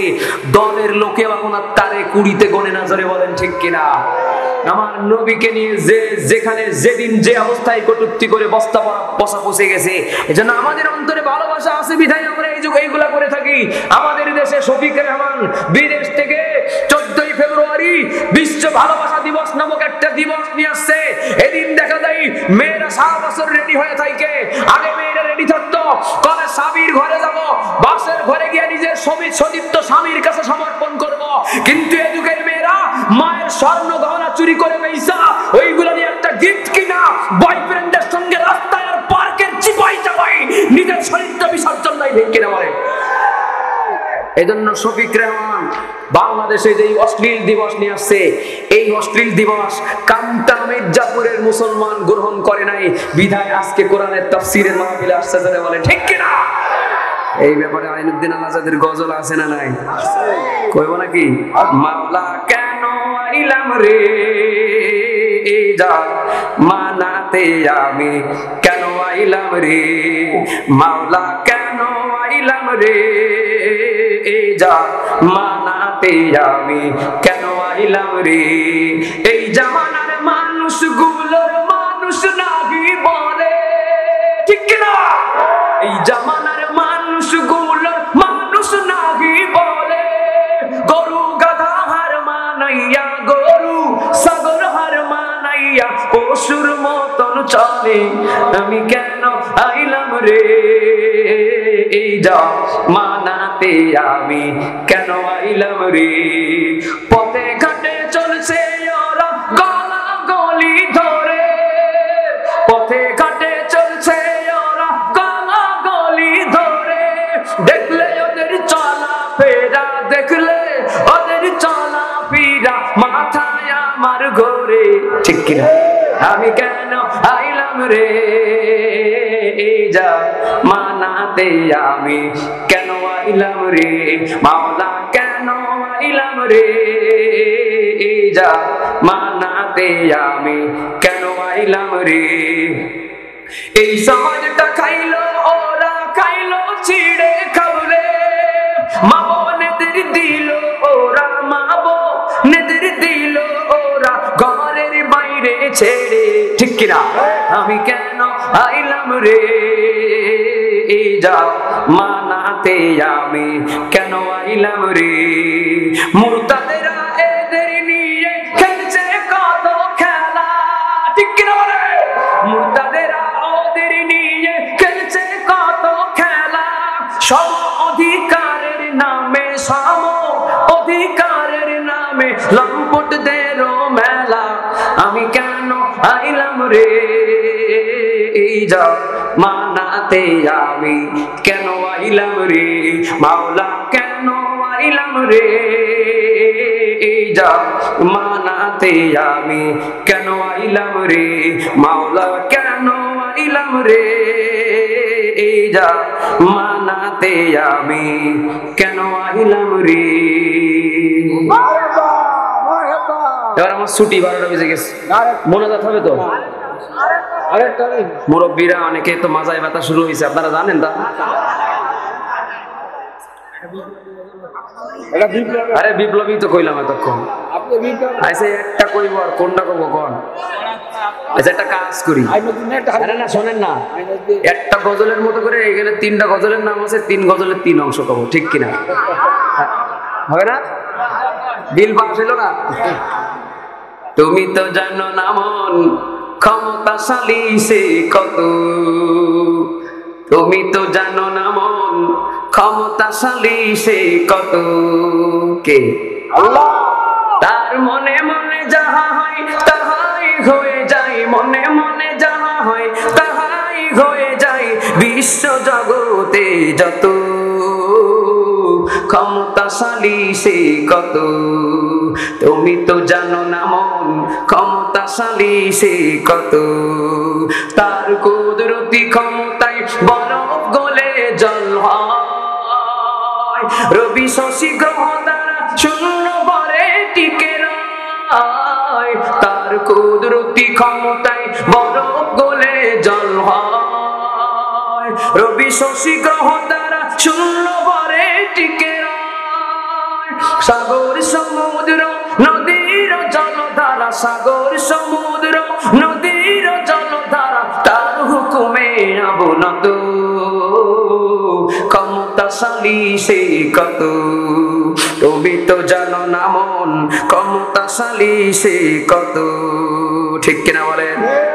তুমি কাউকে রাখো 10 তালাতে, কাউকে গাছতলায়, কাউকে খাওয়াও দুধে ভাতে, কেউ 7 দিনেও না খায়। কে কে কে? তুমি কাউকে রাখো 7 তলাতে, কাউকে গাছতলায়, কাউকে খাওয়াও দুধে ভাতে, কেউ 7 দিনেও না খায়। কাউরে হাসাও কাউরে কাঁদাও জগত সংসারে, তোমার কুদরতের খেলা কে বুঝিতে পারে রে? কি খেলা খেলিছ দয়াল রে? তুমি কাউকে দিলা 10টা সন্তান, জায়গা সম্পদ নাই, কাউকে দিলা আবার কোটি টাকা, একটা সন্তান নাই, ঠিক কিনা? তুমি কাউকে দিলা 10টা সন্তান, জায়গা সম্পদ নাই, কাউকে দিলা আবার কোটি টাকা, একটা সন্তান নাই। টাকা করি ধন সম্পত্তি দিলা বেশি করে,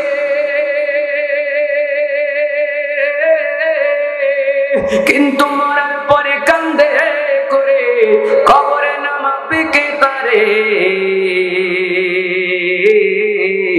কি খেলা খেলিছ দয়াল রে, তুমি নির্দোষী রে রাখো দয়াল, এভাবে জেলখানায় আবার অপরাধ করিয়া কেহ ঘুরে সর্বদা।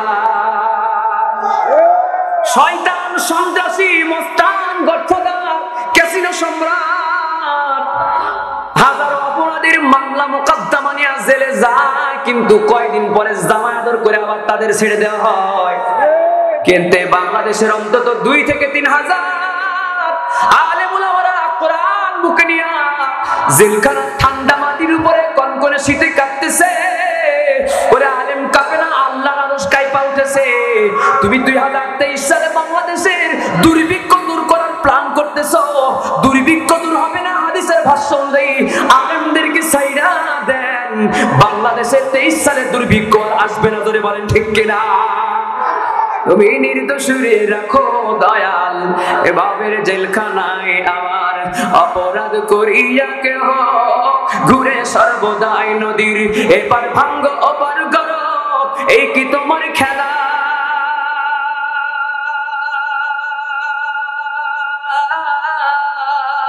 সকাল বেলার ধনী ফকির করো সন্ধ্যা বেলা রে, কি খেলা খেলিছ দয়াল রে, কি খেলা খেলিছ দয়াল রে।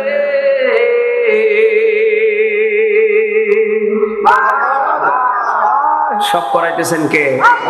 আরো জোরে বলেন আল্লাহ। যে হালতে রাখে ওয়াল কদরি খাইরিহি ওয়া শাররিহি মিনাল্লাহি তাআলা, তাকদীর ভালোটা হোক আর মন্দ হোক, বিপদ হোক আর সুদিন হোক, সাফল্য হোক আর ব্যর্থতা হোক, সব আল্লাহর পক্ষ থেকে আসছে।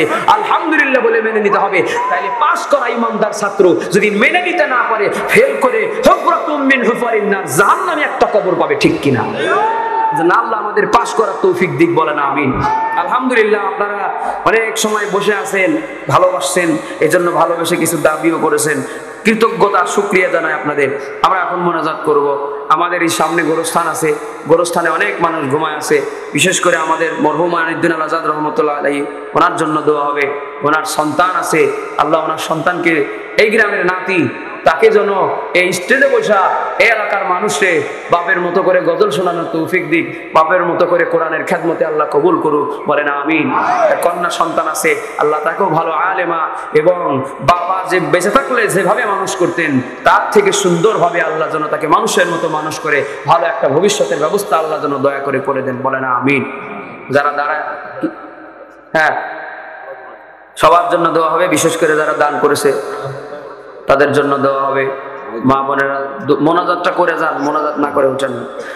সবার জন্য দেওয়া হবে। আমরা ইস্তেগফার পড়ি, আস্তাগফিরুল্লাহ রাব্বি মিন কুল্লি যামবি ওয়া আতুবু ইলাইহি, লা হাওলা ওয়ালা কুওয়াতা ইল্লা বিল্লাহিল আলিয়্যিল আযীম।